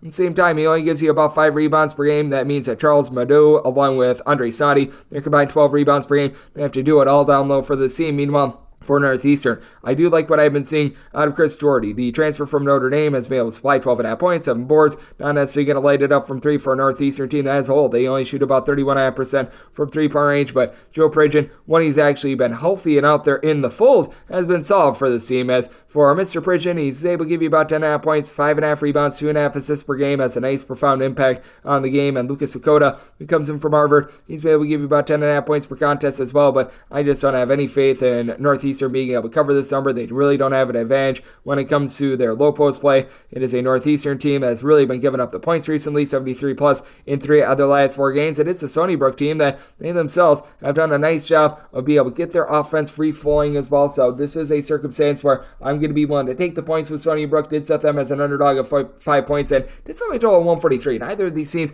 necessarily up tempo, and I do think that for Northeastern they've been a little bit unlucky with the opponent's 3-point shooting percentage. So diving in on the under, and I'm going to be willing to take the points with Stony Brook. 767, 768 on the betting board. The Drexel is going to be playing against the UNC Wilmington. Wilmington is an underdog of 2.5 to 3 points with your total between 139 and 139.5. And with Drexel, I did set them as a underdog of 1.5 points. I'm going to be willing to ride with Wilmington outright on the money line. This is not a traditional Wilmington team in terms of their defense. They are outside the top 200 in terms of points allowed on a per possession basis. And for Drexel, they're right around 75th in the country. And for Drexel, they have been significantly better at home rather than on the road with their defense, giving up 21.8 points fewer per 100 possessions at home rather than on the road. But I do think that for UNC Wilmington, Tarzarian White is going to be able to take it to Amari Williams. Williams has been tremendous down low for Drexel. 11.5 points, 8 boards per contest, and he's actually their best three-point shooter at 50% as well. But for Williams, that skill set at right around 6'7", it is really second to none in this conference. 20 points, 5.5 boards on 40% three-point shooting. And though Wilmington has seen a drop-off in terms of their defense, their offense is better than ever. Shooting 38.5% from three-point range, and they just do the little things well. They shoot 74% at the free throw line. In terms of their turnovers, they're only turning it over about 8.7 times per contest. That is one of the best marks in all of college basketball in terms of turnovers on a per possession basis. Meanwhile, on the flip side, you've got a Drexel team that they shoot less than 32% from three-point range. This team doesn't necessarily do the world's worst job of being able to take care of the ball, but at the same time, they just don't hold a candle to this UNC Wilmington offense. And now all of a sudden, in terms of points scored on a per possession basis, this team has been clocking in the top 80 nationally, and they have yet to play a home game this far this season for Wilmington. So all these numbers are coming in on the road for them. Justin Moore has been able to give you more for Drexel. He's been able to supply the team with about 3 assists, 12.5 points per contest, but as a collective, they're only shooting about 30.5% from three-point range. And I just feel like we've seen a massive outlier recently with this Drexel team. For Drexel, they have gotten to at least 86 points in each of their last 3 games. Prior to that, I think that they had broken the 70-point plateau like twice thus far this season. I might be missing another result in which they did break 70, but I mean, man, it has been a team that has really been trying to stick you in the mud. It's been looking to play a little bit more slow and controlled, and I do think that they're going to be getting back to that forte. Meanwhile, for Wilmington, their defense has been all over the place. Since that win against Kentucky, they have allowed 50, 77, 69, and 106 points. So this has been a team that has been up and down the boulevard. I do feel like we're seeing a little bit of shift with regards to Drexel, but at the same time, I do think that they get back to happy in Wilmington. They're a team that's content with playing quite slowly as well. Set my total 135.5, diving in on the under, and I'm going to be willing to take Wilmington right on the money line. 769, 770 on the betting board. It is Southern Miss. They playoffs to Georgia State. Georgia State does find themselves as a 3-point underdog, and your total is between 146.5 and 147. I did set Southern Miss as a 2-point favorite, so I'm going to be willing to take the 3. It is a Georgia State team that certainly has had their issues just in terms of being able to get consistency out of guys not named Juan Odom, as Odom has really been your go-to guy and the guy that has been really doling out the ball, as he's been able to give you just under 5.5 assists per contest, has really upped his three-point shooting as well. Last year, this guy was shooting less than 25% from three-point range, followed his coach over from Xavier, as he, along with Jonas Hayes, really came over as a package deal. But for Odom, he's only been giving out about 1.8 turnovers per game while he's been able to have all of this efficiency. And for Southern Miss, this team's defense has just really deteriorated ever since Andre Curbelo has come into the fold. For Southern Miss, ever since Andre Curbelo has come in, the team is 1-2, but they have allowed 79 plus points in all 3 of these games. They've scored 72 points or fewer in 2 out of these 3. And for Andre Curbelo, he's been able to give you about 14.5 points, 3.3 assists per game, which that looks solid, but once again, the turnovers. 4 turnovers per game. He's a liability with his three-point shooting. A lot of people were very excited about him when he came into the fold, but as of right now, he's delivered no results whatsoever for a Southern Miss team that just isn't as good down low this year as they were a season ago. He's got a pair of guys in Victor Hart, along with Tegra Azay, who have been able to combine for about 11 rebounds per game, and then also Crawley is a nice do-it-all player. 15 points, 3.5 boards, 3.5 assists, shooting about 32% from three-point range for a Southern Miss team that still does a solid job being able to generate some turnovers, but Georgia State doing a much better job taking care of the ball, only about 10 turnovers per game out of them. You've been able to have quite a bit of production out of Tunari Lane, who's been able to chip in there 12 points, and he supplies about 32% three-point shooting. Lucas Saylor, not an amazing three-point shooter, but a guy that's able to give you 14 points per contest as well, with Jaden Turner coming in from Queens, giving you 8 rebounds per game. I do think that will keep Georgia State lively in this game for Georgia State, because they really only have Turner and nobody else supplying rebounds for the team. That should allow Southern Miss to have a bit more success here, and I do think that another game in the system for Andre Curbelo, that's going to be able to help him out a little bit more, just be able to find his footing with his teammates. So, spot where I did set my line more rounded too, so being able to get 3, I'm going to be willing to take the points for Georgia State, and did set my total at a 144. I do think that Southern Miss going to taper it back just a little bit in terms of their tempo. I think that they're realizing that they were playing a little bit too fast for their own good. So, diving in on the under, and I'm going to be willing to take the points with Georgia State. 771, 772 on the betting board. SAU Edwardsville is on the road facing off against Little Rock, and Little Rock is a favorite of 3.5 points. Your total on this game is between 152 and 153.5, and with Little Rock, I did make them a favorite of 5.5 points. So I'm going to be willing to lay it with them, with this Little Rock team. I've been quite impressed by the way that they've been able to pump up the tempo on offense, and they've been able to get a lot out of KK, aka Kalen Robinson, who's been able to do a nice job, giving 18 plus points per contest. Was missing for about half the season due to injury, but has been able to return, and now they go up against an SIU Edwardsville team that they've had one of the biggest drop-offs in all of college basketball with regards to their defense. It's not as bad as Grambling, who literally went from a top 25 defense to being a bottom 25 defense, but for this SIU Edwardsville team, last year they were right around about 100th in terms of points allowed on a per possession basis. They're now allowing 8.9 points more per 100 possessions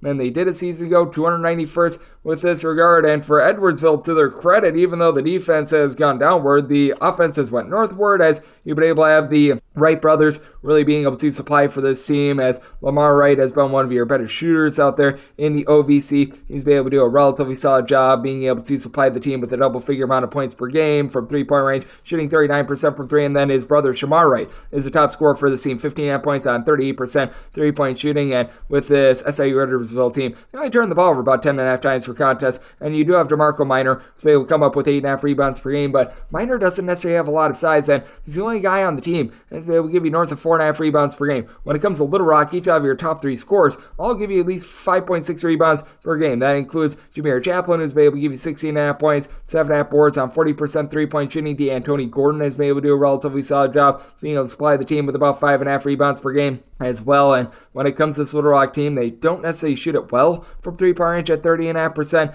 KK Robinson has not really been able to fire it in from distance, but he's been able to do a nice job, give you about 4 assists, a block, a steal per contest, while being able to do a good job of being able to drive it to the rim. And when it comes to this Edwardsville team, they could be able to prop up some teams' three-point shooting numbers as well, because they have been able to do absolutely nothing with being able to guard the three-point arc as well, which I think is going to be very impactful. And you do have a Little Rock team that they themselves are well outside the top 225 in terms of points allowed on a per possession basis. So I do think that you're going to be able to get a lot of efficiency in this game. The question becomes, are you going to be able to get enough points up on the board, especially with this Little Rock team being different at home rather than on the road. On the road, they allow opponents to shoot 39% from three. At home, more around 31% from the outside. I do think that that's going to win out in this spot, which is why I did set Little Rock as a favorite of 5.5 points. I'm going to be willing to lay the number with them, and I did set my total 149.5. Edwardsville is a bottom 30 team in terms of total possessions per game. Little Rock looks to bump up the tempo, but I do think that this game gets slowed down, so I'm going to be looking at the under and willing to lay with Little Rock. 773, 774 on the betting board. South Alabama is going to be playing against Appalachian State.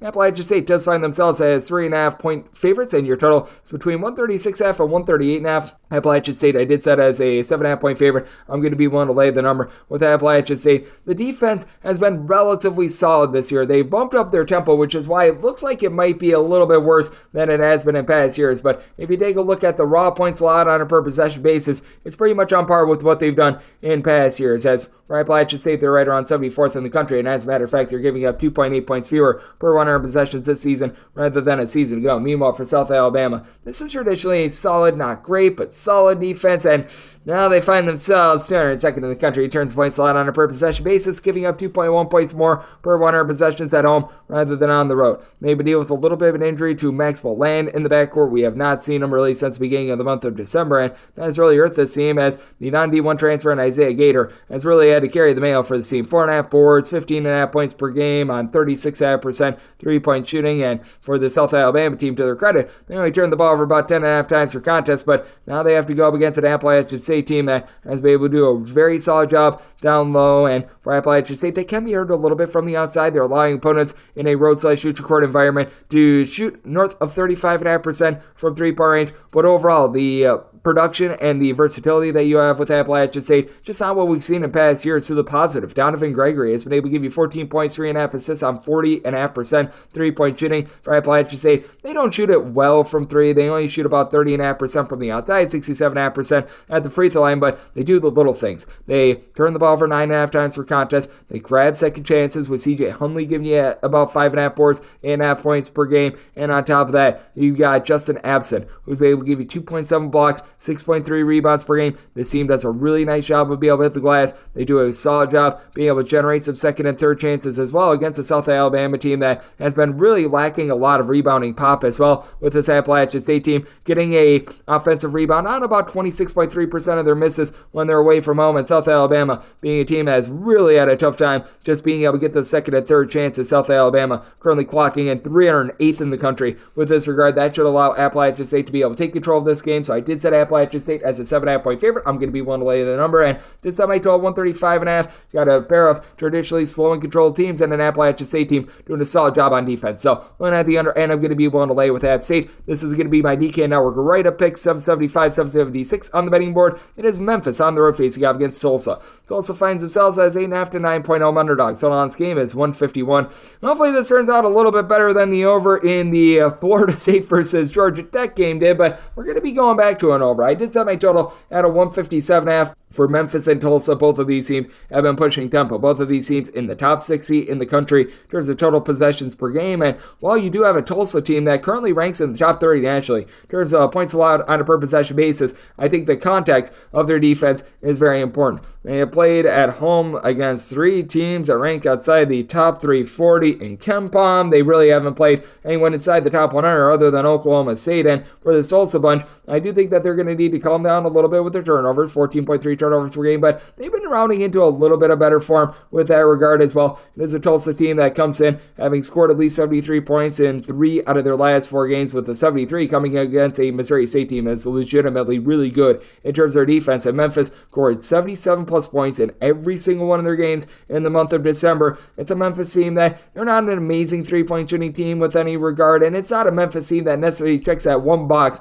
where you sit there and say, oh, this team is so amazing in this part. But now they've got Nequan Tomlin, who has been showing a little bit of range, chipping in there 23 points in his first few games in the fold. That helps out Davi Jones, who has become one of the best go-to scorers in all of college basketball. 21 points, 6.5 boards, shooting 39.5% from three-point range. And Javon Quinterly has done a nice job of being able to keep Memphis semi-efficient. As Memphis, they're still always going to have their turnovers. That just happens with their offense, but 12.8 turnovers per game, not too bad there. We'd like to see a little bit more out of Jaquan Walton along with Caleb Mills, both being able to supply about 8.5 points per contest. And for Mills, he's been able to shoot 36.5% from three-point range. Meanwhile, for Tulsa, it's been PJ Haggerty, who's really been the guy to be able to stir the drink for this offense. 3 assists, 17 points per contest, and that's been big because Keston Willis has only played 2 games thus far this season. Tried to come back in the month of December. He's now injured once again, so that's been a little bit of an issue for this bunch, and it is a Tulsa team that is going to get lambasted on the glass. You've only got one guy giving you north of 5.3 rebounds per game.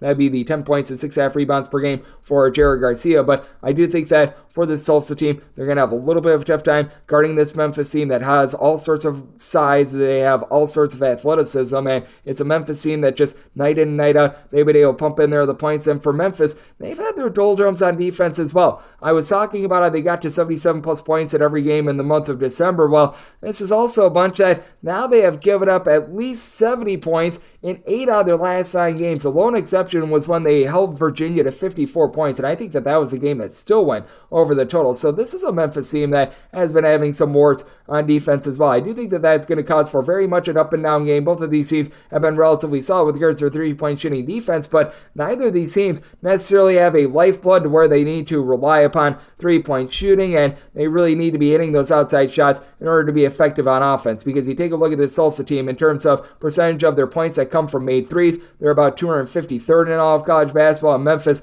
with this regard, 208th in the country. So I do think that despite the fact that you've got 2 really good 3-point shooting defenses, you're going to be able to find a lot of holes. You've got a pair of teams that they do a very solid job of being able to generate these second and third chances, and they really give up these second and third chances as well, as Memphis and Tulsa are both outside the top 260 in terms of defensive rebound rate. Both of these teams allow north of 30% of missed shots to become offensive rebounds. So my DK Network right up pick, that is going to be on the over. I did set my total at a 157.5, and with Memphis made them a 9.5 point favorite. So want to lay the 8.5 to 9 with them, and my write up that is going to be on the over. 777, 778 on the betting board. It is Coastal Carolina in the road face off against Texas State, and Texas State does find themselves as a favorite of 9 to 9.5 points total on this game, saying between 141 and 141.5. And with Texas State, I did set them as an 11 point favorite. I'm going to be willing to lay the number when it comes to this Texas State team. They have been rough to say the least, but it's been even more rough. Yeah, that's right. That'll be our our good friends in Coastal Carolina. They've played darn near all but one of their games at home thus far this season, and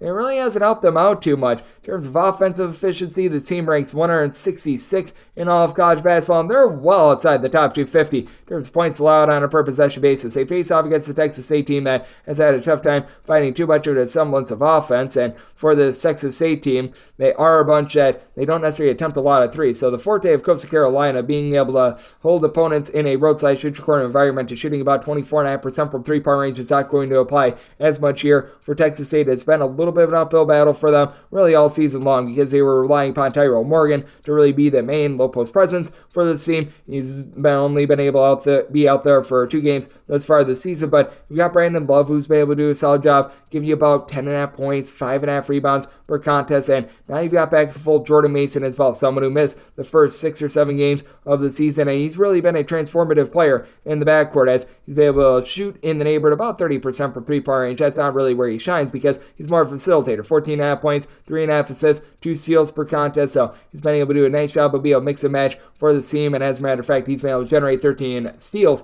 in the team's last 5 games as well. This for a Texas State team that they do turn the ball over right around about 14.3 times per contest, but for Coastal Carolina, this is a team that's looking to play relatively fast, and they only generate about 6.5 steals of their own. As for Coastal Carolina, in terms of total possessions per game, they are certainly the quicker team of the two. You've got Coastal Carolina clocking in the neighborhood of about 87th in the country, while Texas State, they're back outside the top 225. No surprise there. And for Coastal Carolina, they do have a few guys that are able to do a nice job down low. Janika Ojiako, who comes in from George Mason, has been able to give you about 10 rebounds per game. You've been able to get actually some really nice versatility out of Kevin Easley as well. He's been able to give you about 9 points, 5.5 rebounds per game. Began his career at TCU, along Chattanooga. He's been able to shoot in the low 30s from three-point range, while Jimmy Nichols has been really your 45% three-point shooter for the squad. But Coastal Carolina turning the ball over right around 13 times per contest, and for Coastal Carolina, they've just been getting absolutely gashed on defense. They have given up 80-plus points against D1 competition because they played a game or two against non-D1 competition in 5 out of their last 6 games.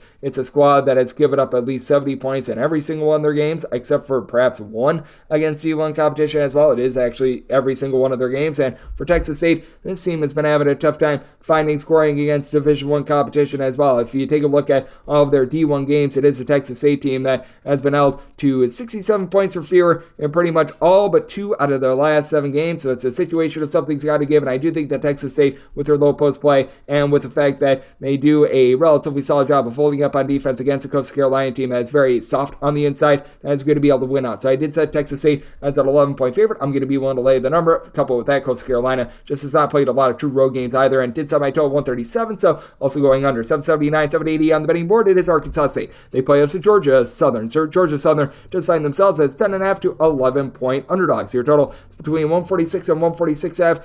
Georgia Southern is no longer winless, and I think they could get another cover here. I did set my line at a 10, so I'm going to be willing to take the points. With Georgia Southern, it's been a team that's been really dealing with a lot of injuries. You've had Deuce Dean being in and out of the fold. You've only had Eugene Brown out there in the fold for 3 games, but now Eugene Brown, the transfer from Ohio State, he was able to play in that game against Southern Miss. He had 6 boards, 7 points in 18 minutes. That's big for the team, a former top 250 recruit. That's going to be able to help up the backcourt for the team, and they have found their go-to scorer in Tyron Moore, who has been able to give you more 13 points, 2.5 assists on 44% three-point shooting. He's been all over the place with the scoring. Over the last 4 games, he has scored 3, 34, and 27 points. And it's been very much all or nothing for a Georgia Southern team that is turning the ball over right around 15 times per contest, and this is a Georgia Southern team that is very much leaving a lot to be desired on the defensive side of things. In terms of points allowed on a per possession basis, 312th in all of college basketball. Not like Arkansas State has necessarily been the stalwart on defense, so either 273rd in the country, and for Arkansas State, they're actually giving up 2.7 points more per 100 possessions when they're at home rather than on the road. Now, what you do like about this Arkansas State team is that they've got a lot of guard play and a lot of guys who are able to distribute. Each of your top 4 scorers give you at least 2 assists per contest. This includes Freddie Hicks along DeAndre Dominguez, your top 2 scorers, averaging about 23.7 points between the two of them. Dominguez shoots about 33% from 3 at 6'9". All in all, it is a team that they only shoot about 33% from the outside. Avery Feltz, who is a mainstay from a season ago, 7 points, 39% three-point shooting. He's really your main guy to be able to stroke it from the outside, but When it comes to this Arkansas State team, they don't necessarily have ideal size, so that does mean that Avante Parker should be able to do a relatively solid job for Georgia Southern, and I just have no idea why they're not playing Carlos Curry more.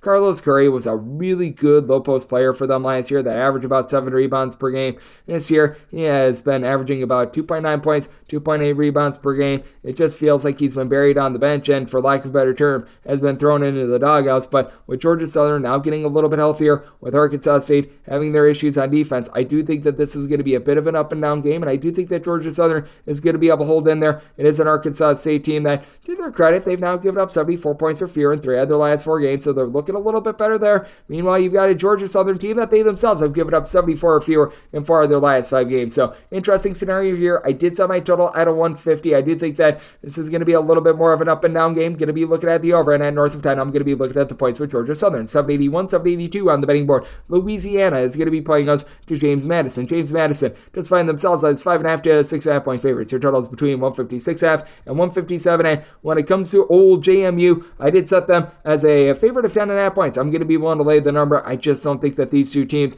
are really in the same stratosphere at this point as James Madison. They just continue to be that rock solid offense, a team that has been able to shoot north of 37.5% from 3-point range. The defense, it's not necessarily where you want it to be when they don't generate a turnover, but this is still one of the best teams in the country at being able to generate those turnovers. They are a little bit of a team that they gamble for turnovers, a little bit of all or nothing there, but still ranked 61st in the country in terms of points allowed on a per possession basis. And then you go up against a Louisiana bunch that they are 237th in the country in terms of points allowed on a per possession basis. Now, credit is due for Louisiana. They've been much better when they've been at home rather than on the road, giving up 27.7 points fewer per 100 possessions at home rather than on the road. But at the same time, you do have to have your massive question marks in terms of them. And for Louisiana, they do a nice job of being able to dish out the ball, and I do think that they're going to be able to avoid some of those landmine turnovers because they do have someone in Themis Folks who's been able to give you 4.5 assists to about 2 turnovers per game, chipping in there 11.5 points per game. And this is a Louisiana team that they are able to let it fly from 3-point range, shooting 37.8% from 3-point range. Kobe Julian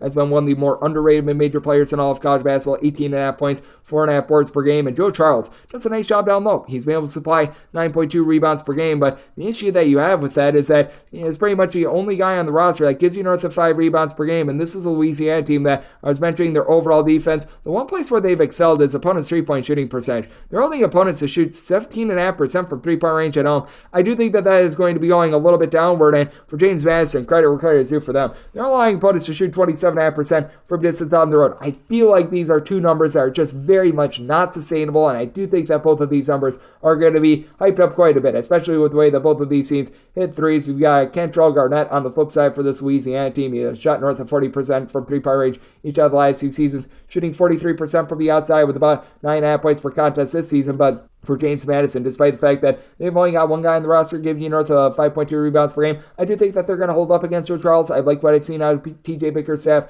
16 points, 8.5 rebounds per game. This is going to be one of their tougher teams to play out here in the Sun Belt, but that said, I do think that they're going to be able to overcome it because this James Madison team is able to throw at you so many different looks. They've got 8 different guys that give you north of 6.5 points per contest. A lot of these guys have been able to chip in there north of 4.5 rebounds per game, and then you got Michael Green III giving you 4.8 boards, 1.5 turnovers per game, while shooting north of 42% from 3-point range. So I do think that James Madison, they continue their winning ways in a game that I think is going to be very much up and down. I do think that that 3-point shooting defense that I was mentioning is going to regress. At my total 162.5, I'm going to be looking at the over, and I'm going to be willing to lay with JMU. 783, 784 on the betting board. Utah Valley is going to be playing against Cal Baptist. And Cal Baptist is an underdog of 2.5 points with your total between 132.5 and 133.5. I did set Cal Baptist as a favorite of 2 points. So I'm going to be willing to take a look at them outright on the money line. It's a Utah Valley team that is very much makeshift from a season ago. They lose their entirety of the backcourt. They lose Mark Madsen, their coach. So they're looking to rebuild on the fly. And I think that it's going to be a little bit brutal for them against a Cal Baptist team that is going to be able to do an ace job down low. Because with Cal Baptist, you've got Hunter Goodrick, who's been able to be one of the best low post players in mid-major college basketball, 9.5 boards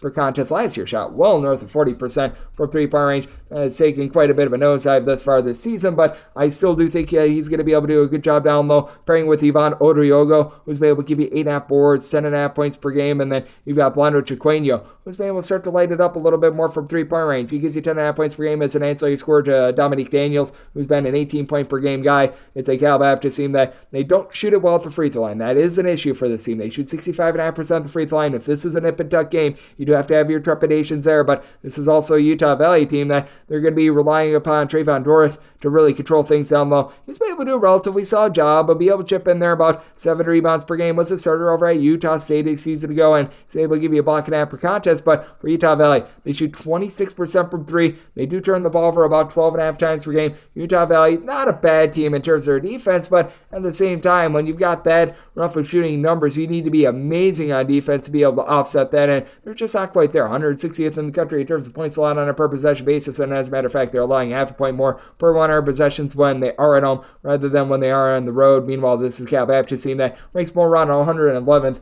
with this regard. Neither of these teams necessarily generate a lot of steals, with Caleb Stone-Carawell really being the only guy for Utah Valley, giving you north of 11 points per contest. That leaves them very one-dimensional. I do think the Cal Baptist wins from within, so I did set Cal Baptist as a 2-point favorite. We'll take them out right on the money line. I did set my total 134. This is a Cal Baptist team that they play relatively slowly, but the offense has been able to get hyped up just a little bit more. 70-plus points in 3 of their last 4 games. Got Utah Valley team has been getting completely gashed, north of 74 points surrendered in each of their last 4 games. So looking at this total over, and I'm going to be riding with Cal Baptist on the money line. 785, 786 on the betting board. It is Tarleton State playing us to UT Arlington. UT Arlington does find themselves as a underdog of 6 points, and your total, it is between 138 and 139. It's at Arlington. That's an underdog of 5.5 points. So here are the 6. I'm going to be willing to take these points with UT Arlington. They do get reinforcements on the way. Philip Russell, who is the top scorer for the Southeast Missouri State team that was able to make the NCAA tournament last season, he's been able to come into the fold, and he should be able to give the team a little bit more scoring, as he was averaging about 17 points, darn near 5 assists per contest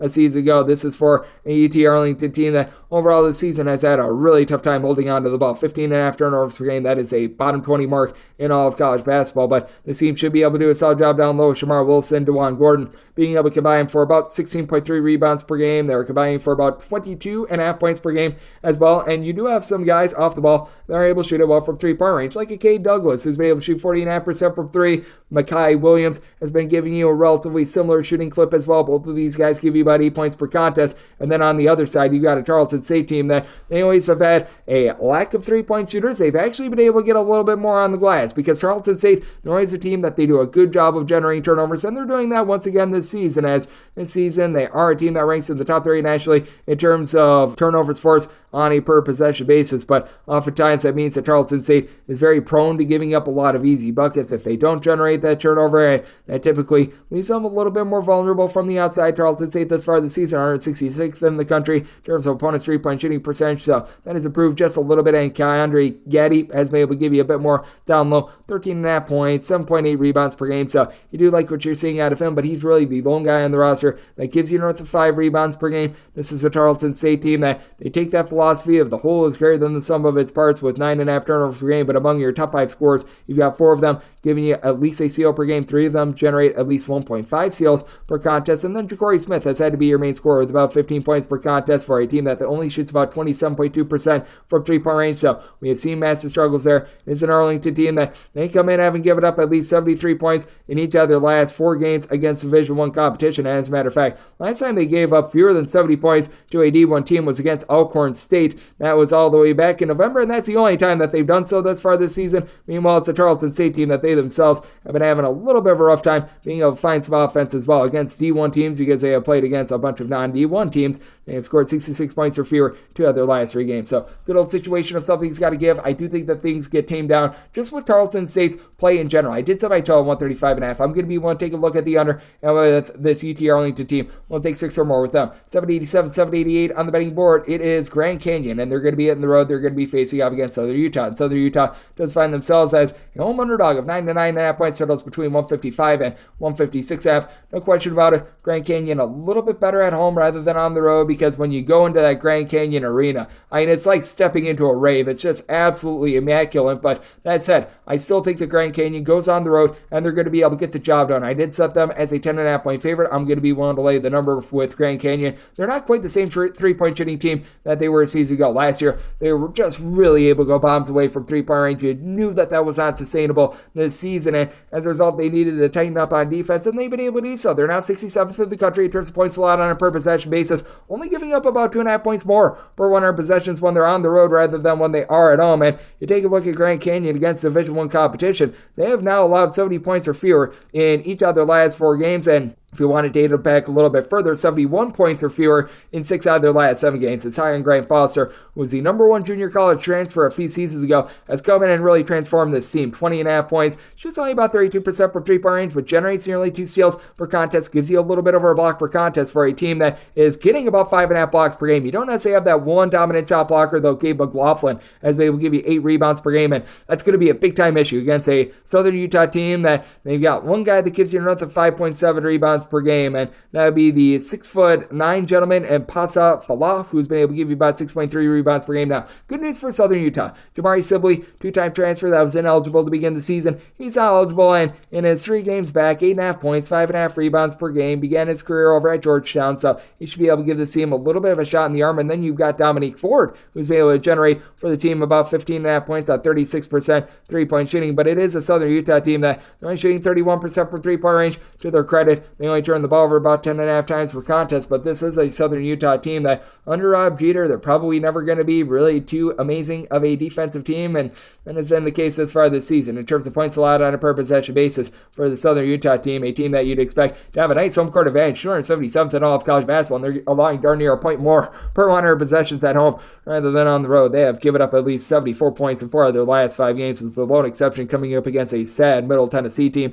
Grand Canyon has been able to find a lot more ancillary scoring, as well as Rayshawn Harrison. He was the number 1 scorer a season ago, has had to transition into that number 2 role. Feels like he's finally in line with that. City Curry has been able to do a relatively solid job in the glass down low as well. Grand Canyon, I think, is going to be able to put on a masterclass against the Southern Utah team that has been really struggling in terms of their defense, but Grand Canyon has been able to tighten up the screws as well, and I do think the Grand Canyon going to be able to hold this Southern Utah team to 70 or fewer, which is why I did set my total at a 150.5. I'm diving in on the under of the Grand Canyon, willing to lay up to 10 with them. 789, 790 on the betting board. It is Western Illinois, and they play us to Southeast Missouri State. SEMO is an underdog of 8 to 8.5 points. Their totals between 142.5 and 143.5. Did set my line at 8. I'm going to be willing to take the points with Western Illinois.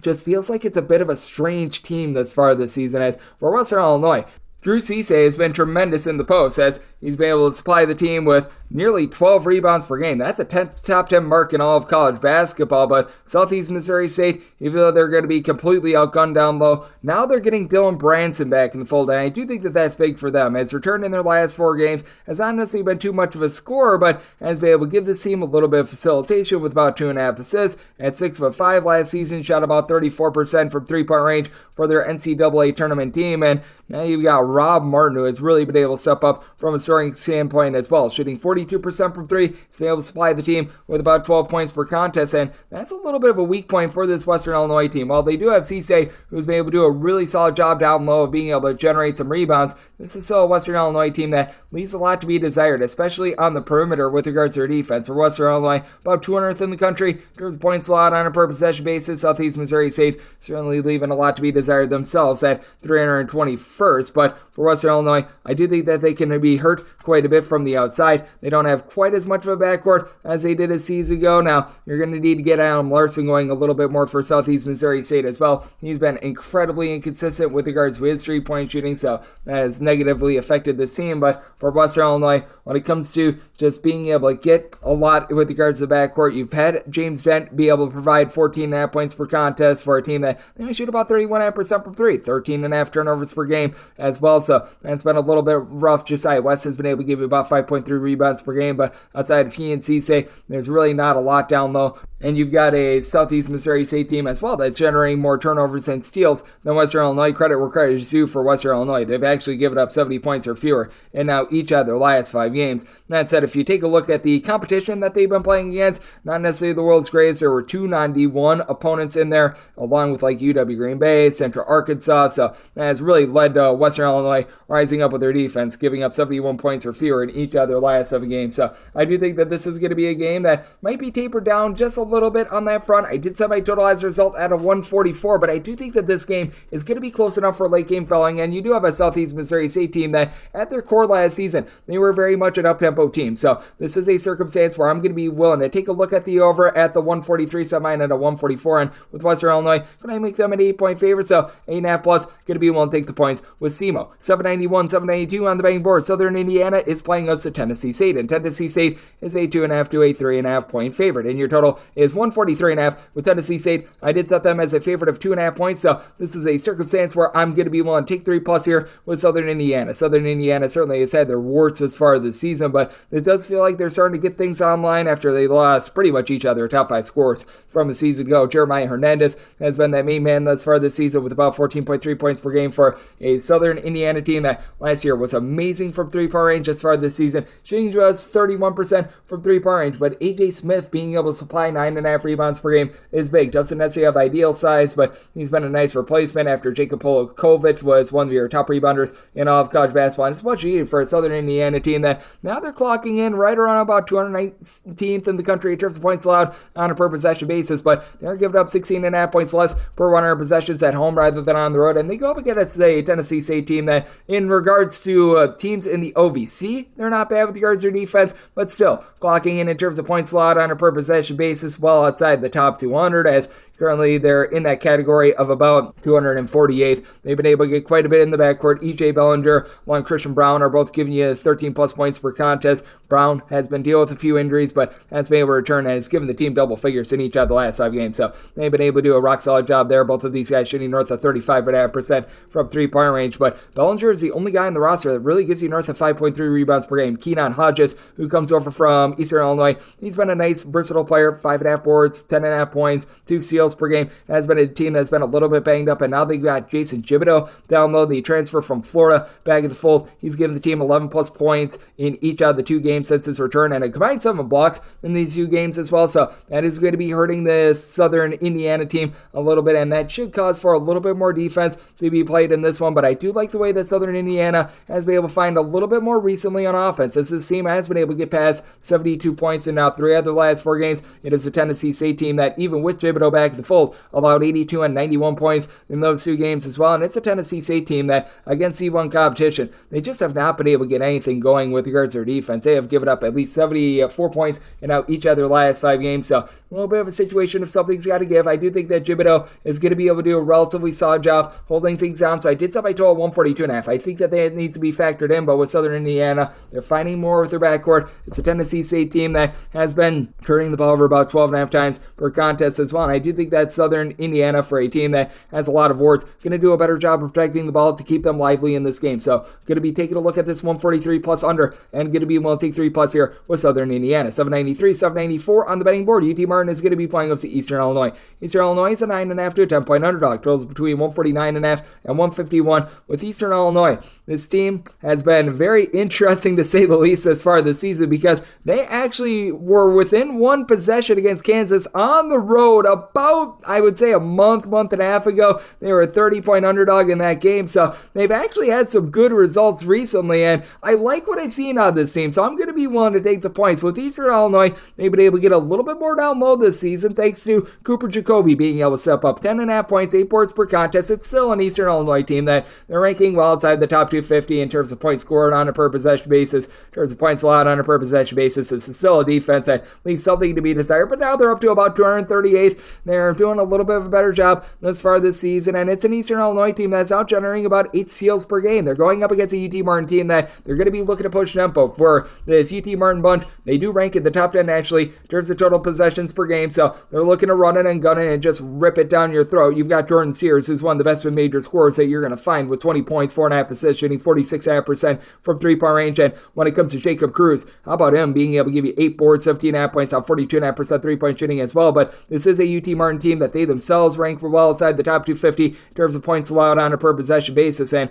I do think the big key in this game, which team is going to be able to guard the arc a little bit better, as both of these teams, they do like to let it fly from three-point range. And this is a UT Martin team that, to their credit, they do rank about 116th in the country in terms of opponents' three-point shooting percentage. Ironically enough, they're actually allowing opponents to shoot 40.5% from three at home. On the road, this actually falls off to about 30.8% from three-point range, so you find that to be a little bit of a fascinating split. Meanwhile, you've got an Eastern Illinois team that has actually been able to guard the three a little bit better when they've been on the road rather than when they've been at home as well. It's an Eastern Illinois team that has been looking a little bit more for facilitation, and they have found that with Tiger Booker, who began the season a little bit banged up, was a little bit of a transfer guy that has now been able to give you 3+ assists per contest. He's been able to do a solid job of being that main man, being able to give you quite a few turnovers. Nikel Shelton has been able to give you 11 points per contest as well, and I do think that Eastern Illinois, a team that's now given up 73 points or fewer, and now 3 out of their last 5 games, get a hold in there against a UT Martin team that they themselves have been gashed for at least 73 points in each of their last 5 games. I do think that the tempo gets cranked up here, so I did set my total at a 153. I'm going to be taking a look at this total over, and with Eastern Illinois, we'll take 9.5 plus with them. 785, 796 on the betting board. New Mexico State plays OCU UTEP. UTEP finds themselves as an underdog of 1.5 to 2.5 points. Totals between 139.5 and 140, and with UTEP, I did set them as an underdog of 3.5 points. I'm going to be willing to lay with New Mexico State. New Mexico State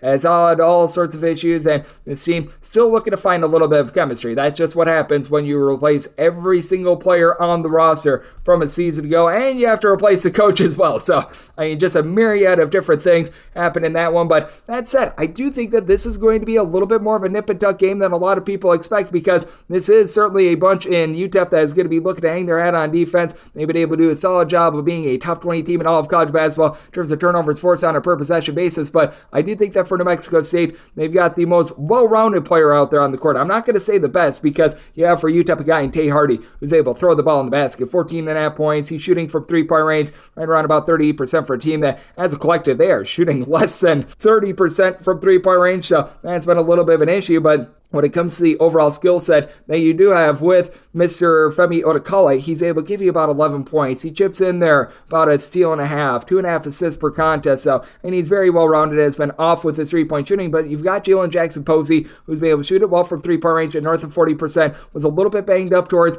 late November, early December, but has come back in the fold for a New Mexico State team that they shoot about 34% from three-point range. Now, the 13.5 turnovers per game, that is a little bit unsightly, and that is something that has to have you taking a little bit of pause, but this is a UTEP team that they do gamble a little bit for steals as well, because despite the fact that UTEP is so good at generating those turnovers, they are outside the top 100 in terms of points allowed on a per possession basis. Fortunately for them, you don't necessarily have a ton of rebounding on the flip side for New Mexico State, as Kalu Azugi has been able to give you about 5.5 rebounds per game. Meanwhile, Kevin Kalu has been able to do a solid job. He's been able to give you about 5.5 to 6 rebounds per game, and then Zed Boom Boom Powell has been a nice scorer with about 12.5 points per game, but doesn't shoot it well from three for a UTEP team that they shoot 69% of the free throw line. They themselves turn the ball over 14 times per contest, and for New Mexico State, they're now generating about 7 steals per contest as well, and we've seen their defense really be able to come into their own as well. For this New Mexico State team, they've now allowed 73 points or fewer in 4 out of their last 5 games. Meanwhile, you've got a UTEP team that they have been really just stuck in terms of their offense. This team is now giving you 67 points or fewer in 3 of their last 5 games against Division I opponents. Actually,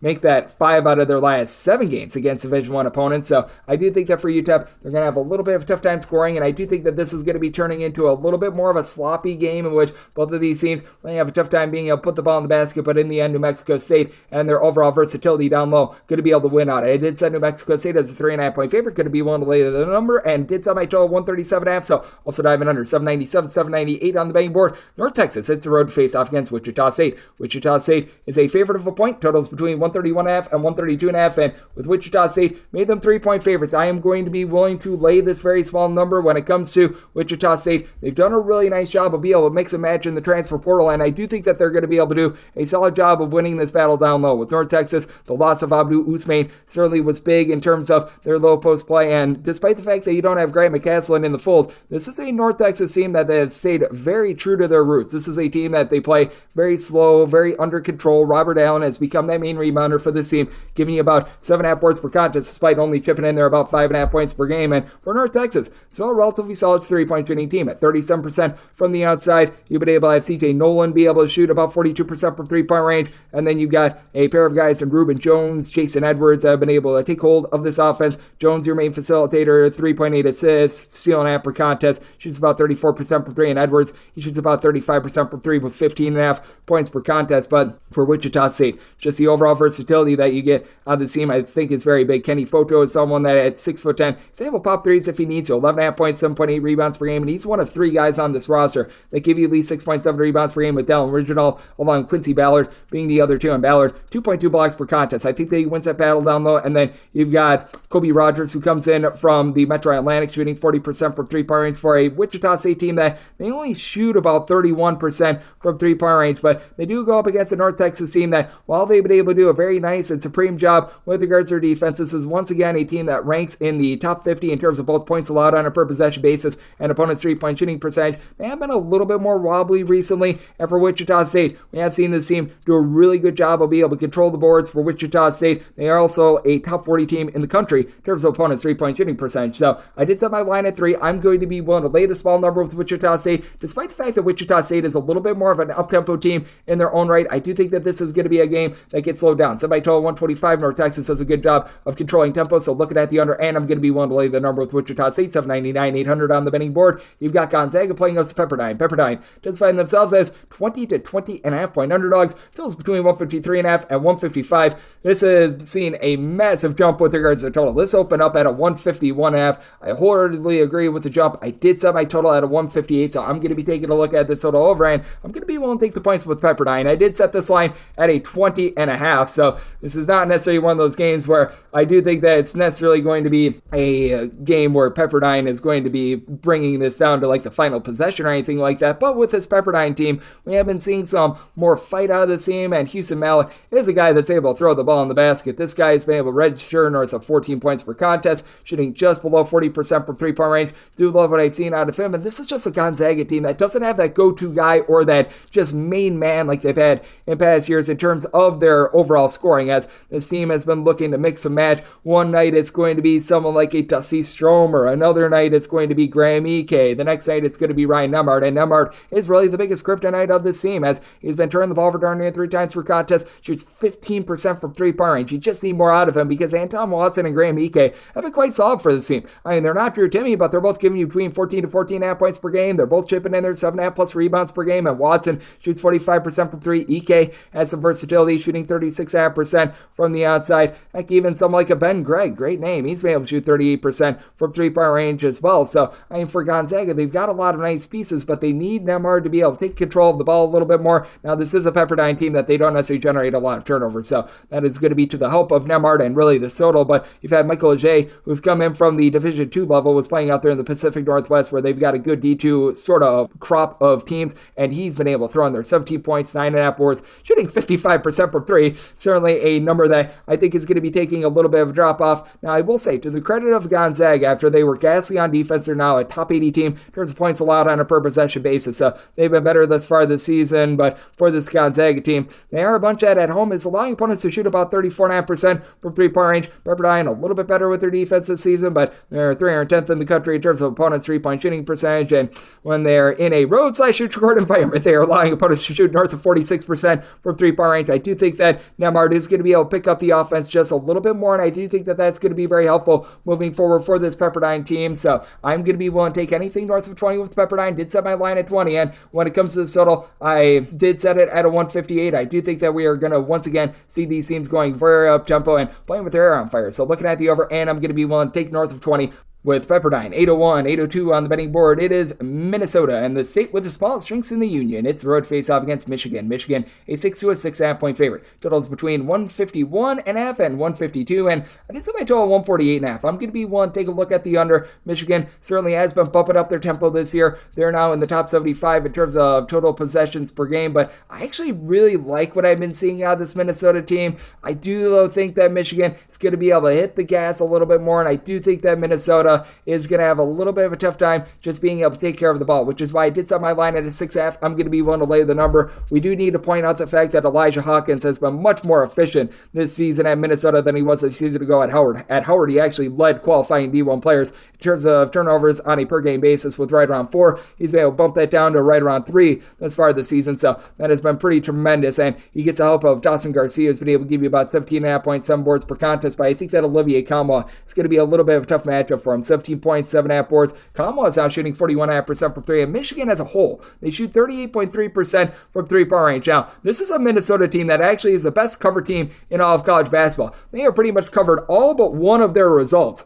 thus far this season. They have been absolutely tremendous, but you've also got yourself a guy in Doug McDaniel that's able to go into takeover mode on the flip side for this Michigan team. 19 points, 5 assists, a steal per contest, shooting 39% from 3-point range. So I've absolutely loved what I've seen there. Both of these teams have had their ups and downs with regards to guarding the 3-point arc, and that's what I think is going to be the undoing for Minnesota. On the road, they are allowing opponents to shoot 41.9% from 3-point range. Michigan, not great themselves. They're allowing opponents to shoot right around 35% from 3-point range when they are at home. So I do think that that's going to be something that's going to be a big key in this game. Will Cheddar not going to continue to shoot 65% from 3-point range, and really I do think that both of these teams do see a little bit of a fall off in terms of their 3-point shooting percentage, which is why I did set my total 148.5. You've got a Michigan team that's playing a little bit more tempo, but not like they're playing at an insane rate, and I do think that for Minnesota, they're going to have a little bit of a tougher time on the road. They've covered all these games, but so many of them have come at home, and this is a Minnesota team that, to their credit, have given up 65 points or fewer in each of their last 5 games. Meanwhile, this Michigan team has allowed 78 plus in 4 of their last 5 games, so it's a good old situation of something's got to give. I did set my line at a 6.5, so I'm going to be willing to lay up to 6 with Michigan, and going to be looking at the under. Set my total 148.5, 803, 804, and the betting board, it is Oregon. They hit the road to face off against Washington. Washington does find themselves as 3.5 to 4.5 point favorites. Your total is between 153 and 153.5, and when it comes to the total, I did set my total at a 153.5, so if we can get a 153 or less, I'm going to be taking a look at the over. And when it comes to the spot, I did set Washington as a 3.5 point favorite, so at a 4+, that is going to be my buy point on Oregon. Oregon has dealt with all sorts of injuries, and they've been having to do a lot of mixing and matching thus far this season because they've gotten thus far 1 game out of N'Faly Dante. They have gotten, I believe, 3 games out of Nate Biddle, so as a result, this has become very much a heavy team with regards to the backcourt. Kerry Oquendo has really been able to pick it up with about 11 points per contest, shooting in the mid-30s from 3-point range after he, at Georgia, was not a very efficient 3-point shooter, to say the least, but it's really been Jackson Shellset who has been able to really help out this Oregon team. He actually played at Wesleyan High School. That's where Peyton Pritchard went to high school at. He's been able to come in, shoot 41.5% from 3-point range. He's looking like a young Peyton Pritchard. 15-plus points each out of the last 5 games. Doesn't need to cut down on the turnovers. He's had 3+ turnovers in 3 of the team's last 5 games. So KJ Evans has now been able to give you about 6 rebounds per game. That is going to be a little bit of an issue when it comes to going up against Washington, a team that does have a lot of size and versatility, as you have had Keon Brooks chip in there 7.5 boards, 20.5 points per contest, and shooting 40% from 3-point range. Overall, it's a Washington team that does shoot 34% from 3, and really both of these teams have cranked up their tempo. Oregon playing quite a bit faster than they have in past years. Oregon typically a little bit more of a controlled team, 125th in the country in terms of total possessions per game. Doesn't quite compare to Washington, though. Washington running it and gunning it. 14th in the country in terms of total possessions per game. They do play a little bit more slowly at home, but that does lead me to thinking that this is going to be a little bit more of a high-scoring game with this total at a 153. I'm going to be looking at the over, but the big thing for Washington is taking care of the ball, because you have had Xavier Wheeler be able to give you 7 assists, 15 points per contest, but he does turn the ball over about 3.5 times per contest. You've got good versatility with Paul Mukay being able to chip in there 7.5 points, 4.5 assists per contest. When you've got Franny Kepadag in the fold, he's been able to do a solid job down low, but he's a little bit banged up. The former Oregon Duck has been dealing with quite a few injuries as well, so that means that Moses Wood is going to need to hold it down low, and I do think that that's going to provide a good opportunity for this Oregon team, which is why I did set my line at a 3.5. If Kepadag was in, I'd probably be a little bit more willing to go 4 to 4.5. So a circumstance where at a 4+, I'm going to be willing to take the points with Oregon, and did set my total at 153.5, so at a 153 or less, looking at the over. 805, 806 on the betting board, it is Arizona. They play us to Colorado, and Colorado does find themselves as a underdog of in the neighborhood of about 10 to 11 points. This was an opener of 9.5. Total on this game is 163 to 163.5. The opener of 9.5 I actually thought was the correct number. Now that we're getting north of 10, I'm going to be willing to take the points with Colorado. This is still a really awesome Arizona team that ranks in the top 10 nationally in terms of points points scored on a per possession basis. Their defensive metrics did go down after they gave up well north of 100 points against Stanford. That was a little bit less than savory, but for Arizona, they should still do a solid job down low with Umar Ballo, and the fact that he's been able to give this team 8 boards, 13 points per contest. You've got an Arizona team that as a whole, they're shooting about 36.5% from three-point range, with Kylan Boswell really being the guy that's impressing me. 4 assists, 11 points per contest. You can take a look at Caleb Love all you'd like, and there's no doubt about it, is a flamethrower scorer who's able to give you 17.5 points per game, and this team really comes and goes with his energy. But at the same time, when you take a look at this Colorado team, this team is lighting it up from three-point range themselves. Colorado as a whole, they've been able to shoot about 40.8% from three-point range. Now with Colorado, they always have some pretty demonstrative home and road splits. They've got KJ Simpson, who's, in my opinion, one of the more underrated players in all of college basketball, shooting 47% from three-point range, 21 points, 4.5 boards, 4.5 assists. That is going to be a tough matchup for this Arizona team. And then when you throw in there quite a few guys like a Julian Hammond, when you throw in there Giovanni Hadley, these two guys have been able to do a nice job combining for about 20 points per contest, being a nice little support bridge for the team, with Tristan Da Silva also being able to shoot about 39% from three. It provides that 6'9", 6'10" size. So you've got good versatility when it comes to this Colorado team as well. But for this Arizona bunch, it has been a case where the defense has really been beginning to deteriorate. 80-plus points surrendered in 4 of their last 5 games. And this is a Colorado team that they themselves have really been locking it down on defense. 71 points or fewer surrendered in each of their last 5 games, and they haven't played bums in that time as well. They played against Washington. They did play against Miami. You can say what you want about Northern Colorado, but it's a team that typically does put the ball in the basket. Well, they typically don't provide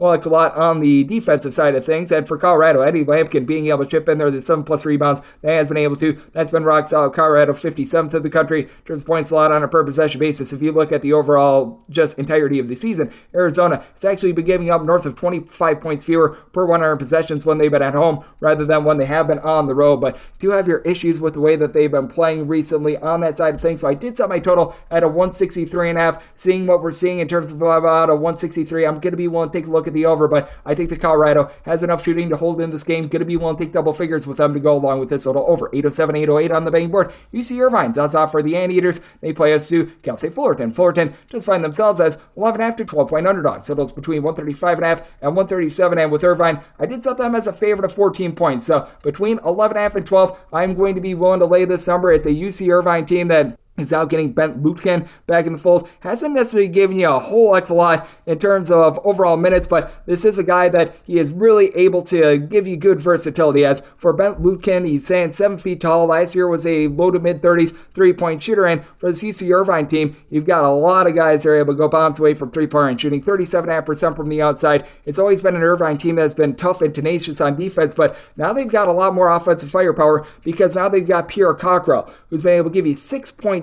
assists per game. They've been lacking that the last few years, and they've gotten that ever since he transferred in from Pacific. You've been able to have Justin Holm being able to give you 14 points per contest. By the way, I think that Cockrell also played a year at Georgia Tech, but that said, going back to what you've got with this team, Devin Tills has been able to shoot 37% from 3. He's a guy with size that's able to chip in their 10.5 points, 6.2 rebounds per game, and when it comes to UC Irvine, they still do a good job of being able to guard the three-point arc as well. This is a Fullerton team that they're really struggling from the outside, shooting 32% from 3. We have seen Max Jones be able to pick it up quite a bit. Jones has been able to shoot about 37% from the outside, 17 points per game, comes in from D2 Tampa, and has made a big impact. But you've got one guy in this roster that gives you north of 4.6 rebounds per game. That would be Grayson Carper. Now, do not overlook the addition of Torrey San Antonio, who was missing for the first few games of the season, and he's been able to do a nice job in terms of being able to help out the defense of this team for Fullerton. Ever since he's come back in the fold, they have given up 65 points or fewer in 3 of their last 5 games. And Torrey San Antonio was an all-Big West defender a season ago, so that should be able to help out their cause as well. So I do think that this is going to be a little bit of a lower scoring affair, but that's that with Irvine, the way that they're able to go bombs away from three-point range, and with the way that Fullerton has been turning the ball over about 13 times per contest. They really don't have that main facilitator with losing so many guys like Wright St and company from a season ago. I do think that UC Irvine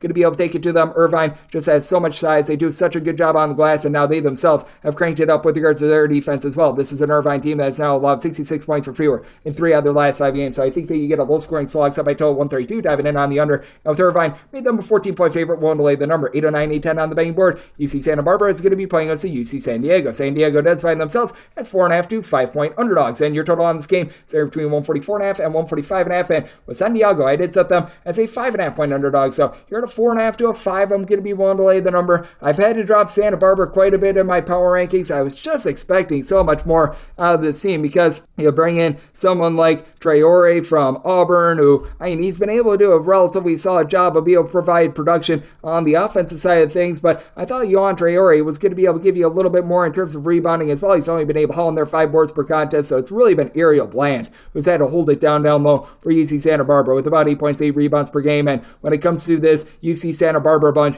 it is a squad that has fallen well outside the top 100 in terms of points allowed on a per possession basis. That typically is one of the fortes of this team, is being able to guard and just being able to get after it defensively. You still have AJ Mitchell, though, who's able to give you 21 points per game, has been a little bit inconsistent recently, but he's shooting north of 40% from 3-point range overall for the season and has still been able to give the team 25 plus points in 2 of the team's last 4 games. On the flip side, you've got a UC San Diego team that really the lifeblood of this offense is getting scoring out of Bryce Pope. Bryce Pope has been able to give you 17 points per contest for a bunch that they only turn the ball over 10 times per contest. They do shoot 34% from 3-point range, but this UC San Diego team is also a team that ranks well outside the top 200 in terms of points allowed on a per possession basis. Both of these teams have been getting gashed quite a bit with that regard, but for Santa Barbara, they do a nice job of being able to guard the 3-point arc, 73rd in the country in terms of 3-point shooting percentage defense. Meanwhile, San Diego, they're more in that neighborhood of about 151st. So that's a bit of an issue. You've got down low someone in Emmanuel Shamingo, who began his career at UC Irvine. He's been able to do a solid job being able to give you a block, 6+ rebounds per game, and then Francis Nworke has got good versatility and has been able to shoot about 35% from 3-point range while being able to give the team double figures. The question becomes, what are you going to be able to get out of Tyler McGee, who has come in and in 3 games back after he transferred in from the D2 level, has been able to give you 15.3 points per contest, but has scored 22, 20, and 4 points. So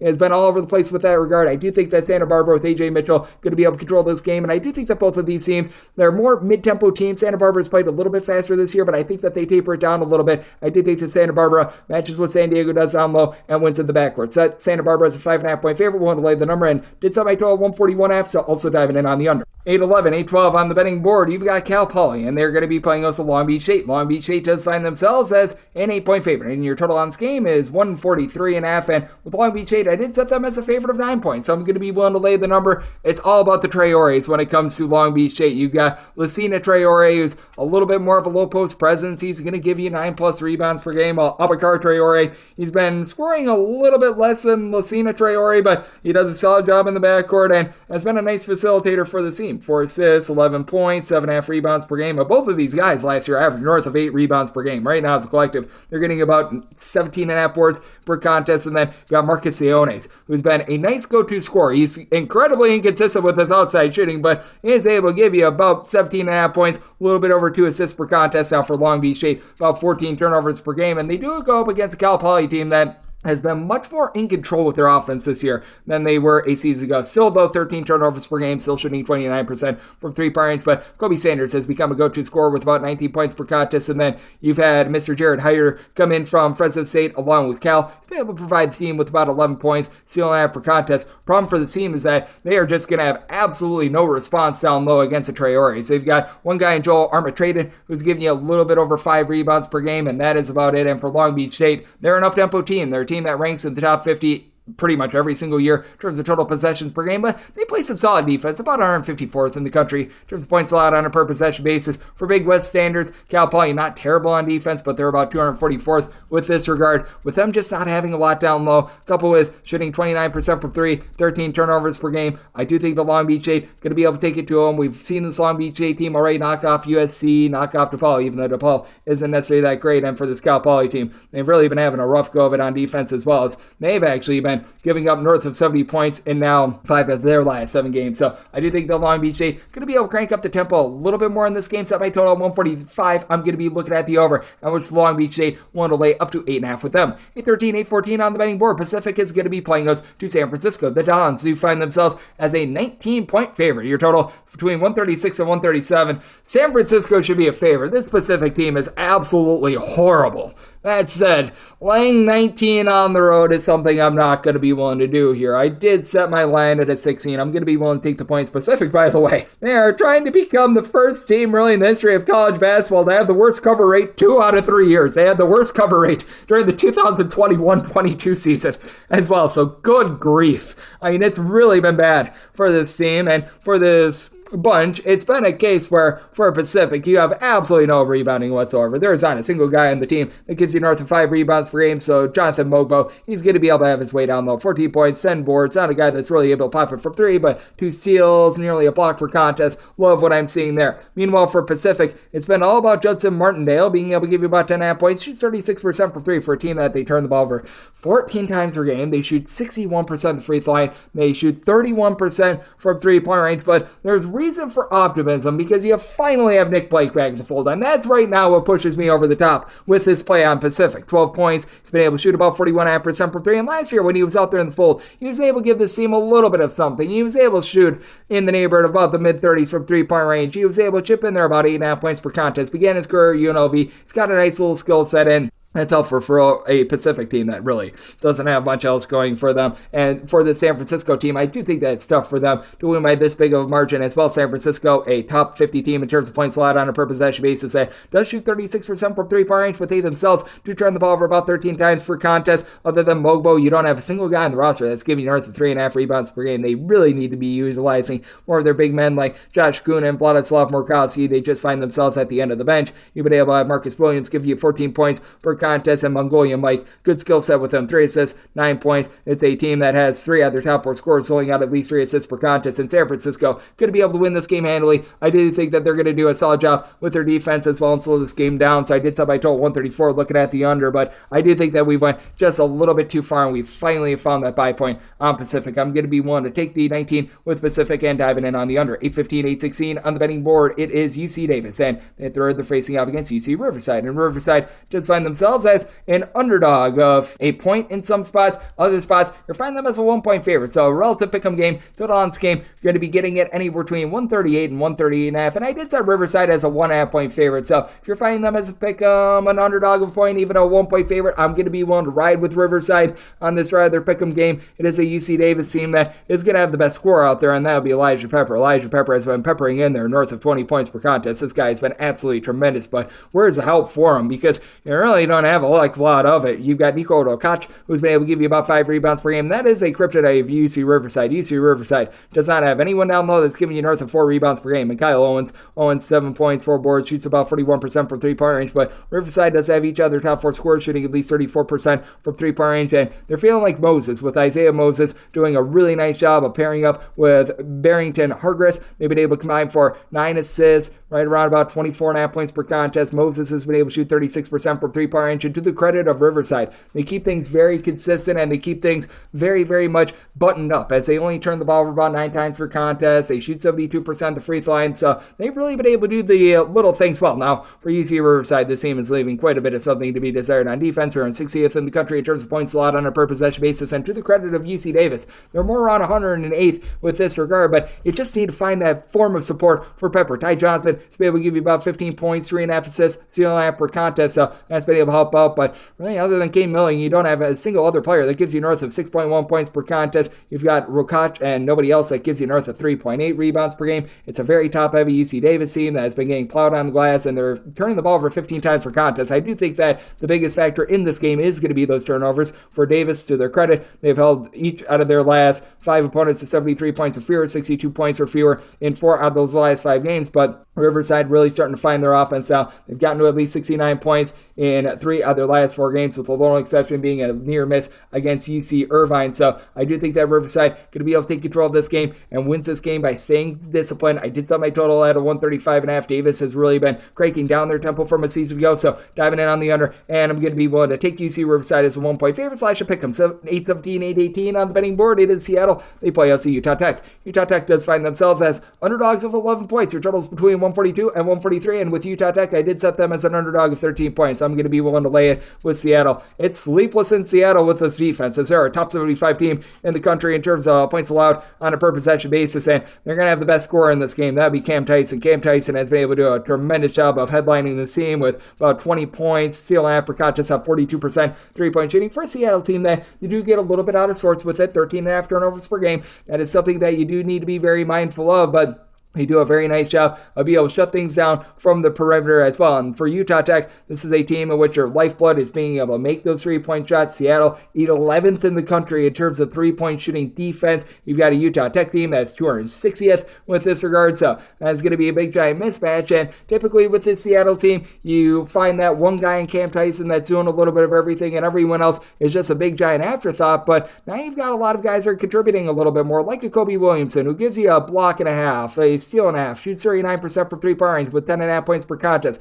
Brandon Chatfield, Alex Shoemaker, they've been able to get by him for about 23 points per game. And the Creighton transfer, and John Christofilis, has been able to come in. He's been able to give the team about 9.5 points per contest. Meanwhile, for Utah Tech, they're sloppy with the ball with about 15.5 turnovers per game. Still shooting 37.5% from three-point range. Their top three-point shooter has been David Elliott, but they are just now getting him back in the fold after he was missing for darn near the entirety of the back half of November into December, and hasn't looked like himself ever since then. He's averaging 10.5 points per game overall for the season, but that's why I give the team a combined 20 points in his 3 games back, so you got to be mindful of that. You've got Tanner Christensen, who's able to give you 7 boards, 12 points per game, and right around about 6'9", 6'10", he's able to let it fly from three-point range. You've been able to also get 47.5% three-point shooting out of Beon Riley as well, but the turnovers for Utah Tech are costly, and going up against the Seattle team that they really do a nice job of being able to shut down the three-point arc, I do think that they're going to take it to a Utah Tech team that ranks well outside the top 200 in terms of points allowed on a per possession basis. Utah Tech has given up 79 plus points each of their last 4 games. You've got a Seattle team that's gotten to at least 73 points in 4 of their last 5, so I do think that this is a bit of a higher scoring affair with Seattle taking it to Utah Tech. Set my line at 13, willing to lay with Seattle, and looking at the over. 819, 820 on the betting board. Cal State Bakersfield, meet me for the Roadrunners. They play us Hawaii. Hawaii does find themselves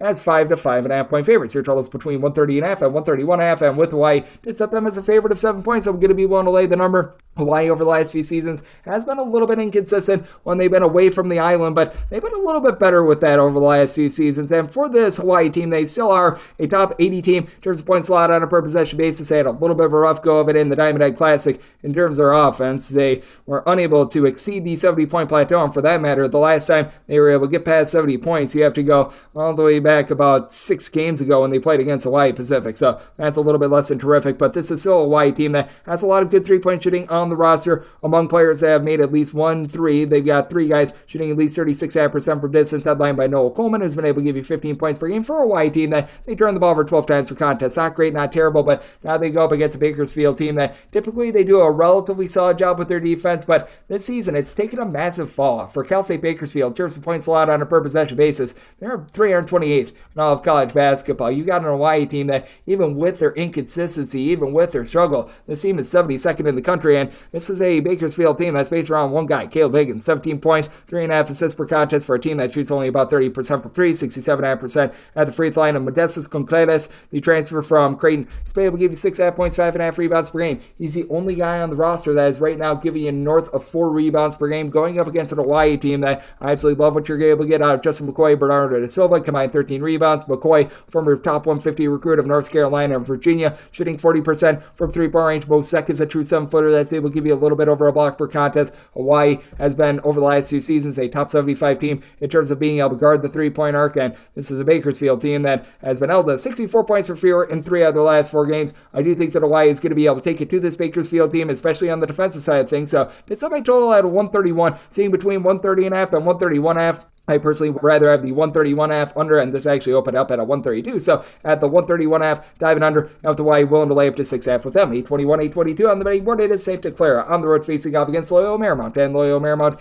is a 1.5 point favorite. Your totals between 148.5 and 149, and with Loyola Marymount, I did set them as a favorite of 2 points. I'm going to be willing to lay this number with Loyola Marymount. Dominic Harris has done a really nice job coming in from Gonzaga and giving this team a lot of explosion, as he's been able to do a solid job with in that neighborhood of about 15.5 points per contest, shooting nearly 40% from three-point range. Now, for Loyola Marymount, they have to go up against the size of Santa Clara, but Santa Clara right now deal with a little bit of an injury with their 7-footer Christoph Tilley missing in the last few games. Was able to return in that game against Yale and did look like himself. 11 points, 4 blocks, so he should be all good to go in this one, but you've also been having Jalen Benjamin be a little bit in and out of the fold. He did miss that game against Yale, so you've had a few ailments pop up for a Santa Clara team that they are shooting 38% from three-point range, but they're also cranking down their tempo a little bit, and yet the turnovers are up. 13.7 turnovers per game. Adama Ball has been able to shoot about 39% from three, 3 assists, 14.5 points per game. Really like his overall skill set for a Santa Clara team that, in terms of points allowed on a per possession basis, they're right around 147th in all of college basketball, but for Santa Clara, when they hit the road, that's where the issues really do prop up for the team. They have been giving up right around 14 more points per 100 possessions on the road rather than at home.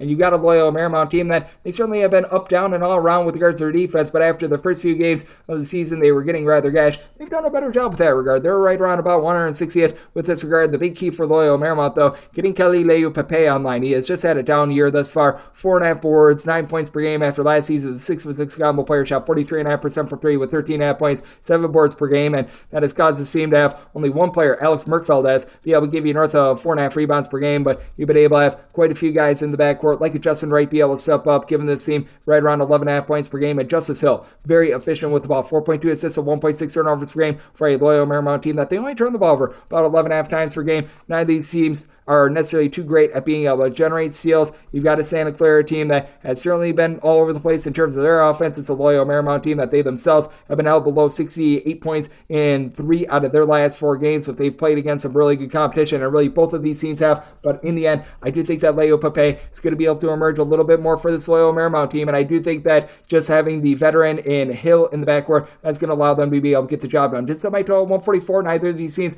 necessarily super up-tempo, so I'm looking at the under of Loyola Marymount 1 to lay up to 1.5 with them. 823, 824 on the betting board. San Diego is going to be playing against St. Mary's, and St. Mary's is an 11.5 to a 12-point favorite, and your total that is between 131.5 and 132.5. I did set my number at a 132.5 in terms of the total, mostly seeing 132, so looking at the over, but going to be one to lay with St. Mary's. Did set St. Mary's as a favorite of 12.5 points, so don't want to go past the 12, but for St. Mary's, this team is starting to come back a little bit more with their offense. Still well outside the top 150 in terms of points scored on a per possession basis, still only shooting about 29.2% from three-point range, but this defense is still very much stifling. You still have Ada Mahaney, who's been able to give you 12.5 points per game, and then Mitchell Saxon down low has been able to really do a nice job of being able to hit the boards, giving you a little bit over a block, 9 rebounds, 11 points per game, and then you've got Joshua Jefferson, who's been able to give you about 7 boards per contest. That's just something that San Diego's not going to be able to match up with. Now, to the credit of San Diego, about 114th in all of college basketball in terms of points allowed on a per possession basis, giving up about 12.5 points fewer per 100 possessions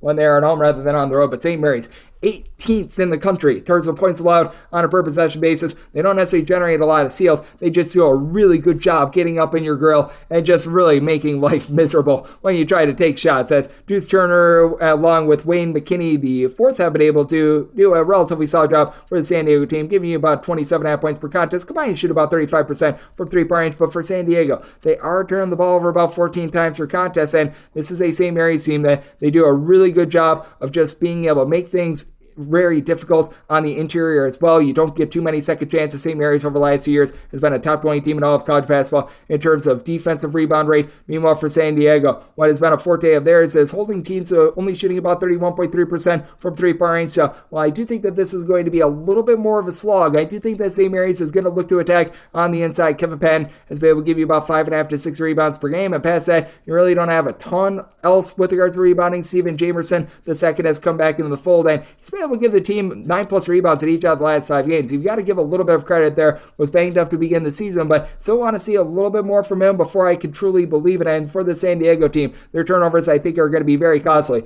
against the St. Mary's team that stays very smart, very disciplined, and it's the St. Mary's team that is really finding their peak with regards to the defense. The last time they gave up north of 70 points was that game against Utah back in November. Meanwhile, you've got a San Diego team that they themselves have been having a little bit of a rough go of it on offense, scoring fewer than 70 points in 3 of their last 4 games. So I did set my total at 132.5, 132 or less. Looking at the over and willing to lay up to 12 with St. Mary's, 825, 826 on the betting board. Arizona State is going to be playing us to Utah. Utah does find themselves as a favorite of 5.5 to 6.5 points on the road. Totals between 148.5 and 149.5. And with Utah, I did set them as a favorite of 4 points. So going to be willing to take the points with an Arizona State team that is well outside the top 250 in terms of points scored on a per possession basis. But this defense has been able to do a relatively good job. And for this Utah team, they've got a really good home court advantage, but when they do hit the road, that does cause for this team to have a few issues. Now, Brandon Carlson, at 7 feet tall, being able to shoot in the mid-30s from three-point range, being able to provide the 18.5 points and 6+ rebounds per game that he does, that's absolutely massive. But at the same time, this is a bunch that is giving up 19 more points per 100 possessions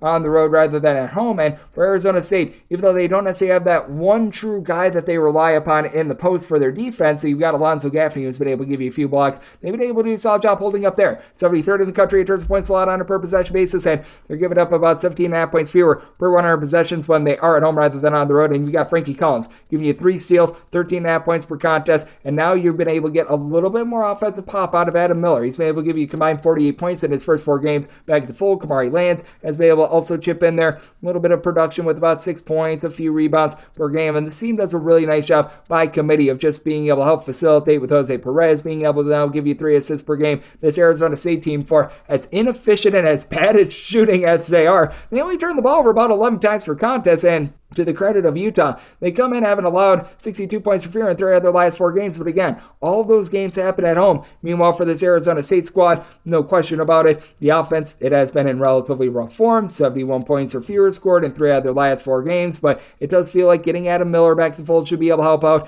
Ky McKeon, I do think is going to be able to do a relatively solid job down low for this Utah team as well. So I do think that Utah is able to get the outright win, but they clearly have a big home court advantage. Both of these teams are playing with a little bit more tempo as well, but I do think that this is a total that is a little bit too hiked up, especially with the way that Arizona State has just shot in general. Set my total at 144, so diving in on the under, and if the Arizona State won't take anything north of 4 with them, this is the last game on the normal Las Vegas betting board before we hit the extra games, 827, 828. It is Washington State. They play us Oregon State. Oregon State, an underdog of 11 points, and total on this game, you're going to be finding it at a 133 to a 134.5. I did set my total at 131.5. I'm going to be diving in on the under. This is an Oregon State team that was able to have a very nice triumph, being able to score north of 80 points against USC, but that's just a rudderless and sad USC team at this point. Now, Jordan Pope, very nice go-to scorer. He's been able to supply 17 points per game for this Oregon State team. And for Oregon State, you do have a few guys down low that are starting to emerge with their rebounding, as you've been able to have Casey Abikwe be able to give you about 5 rebounds per game, and then Tyler Bladue, along with Michael Rataj, have been able to combine for about 11.5 to 12 rebounds per game. But for Washington State, this has been a top 30 team in terms of points allowed on a per possession basis, with having Miles Wright and Isaac Jones headline the offense with 29.5 points per game. You've got a Washington State team that they only shoot about 32.5% from 3, but they play nerd ball under Kyle Smith. They do the little things well. This team is not going to get out of sorts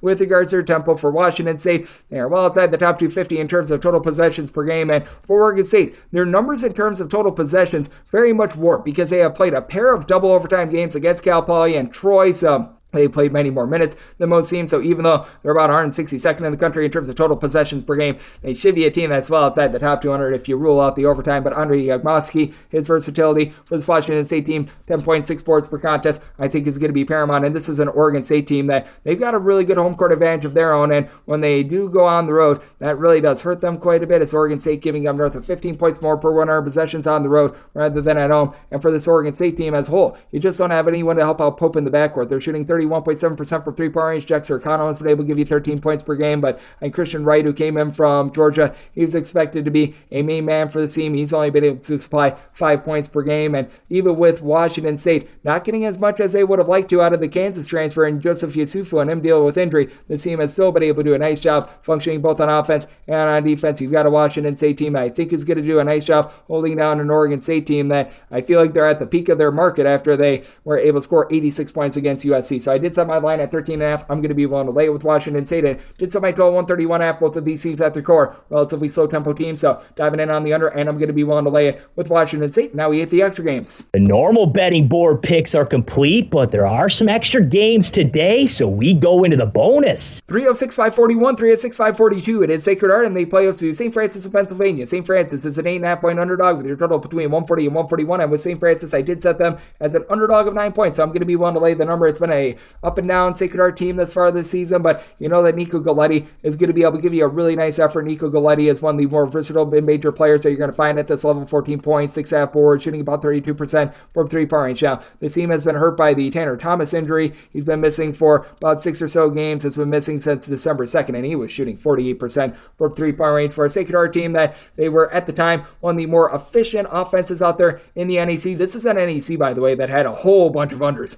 last season, so we could see much of the same, but Sacred Heart, at their core, they're looking to play a little bit more up-tempo than a lot of their counterparts. Sacred Heart, about 182nd in the country in terms of points allowed on a per-possession basis, as they've had Alex Sobel be able to give you 7.5 rebounds per game, and all in all, they shoot 34% from three. They only turn the ball over about 12 times per contest, and for the St. Francis of PA team, they did have a few triumphs. They were able to go on the road in late December, early January, knock off Lehigh, knock off American, held in there against Iona, but this team still has only one double-figure score, and Cam Gregory is giving you 13.5 points per game. They're well outside the top 225 in terms of both points scored and points allowed on a per-possession basis, and as a low-tempo team, they shoot 66% of the free throw line. They turn the ball over 13.5 times per game, and they only have one player on the roster giving you north of 4 rebounds per game, and Eli Wilborn, who's been able to give you 6.5 rebounds per game, so they're going to get decimated on that front by a Sacred Heart team that, after they really hit a rut towards the middle part of December, last two games, they've given up a combined 120 points in those last two games, and for St. Francis, they have given up now 72 plus in 4 out of their last 5 games, while their offense has been sputtering a little bit as well. So I did set my line at 9. I'm going to be willing to lay with Sacred Heart, and I did set my total at 143, so also taking a look at the over. 306, 543, 306, 544. It is Bellarmine, and they are going to be playing us Austin Peay. Austin Peay does find themselves as an underdog of 2 to 2.5 points. Totals between 130.5 and 131.5.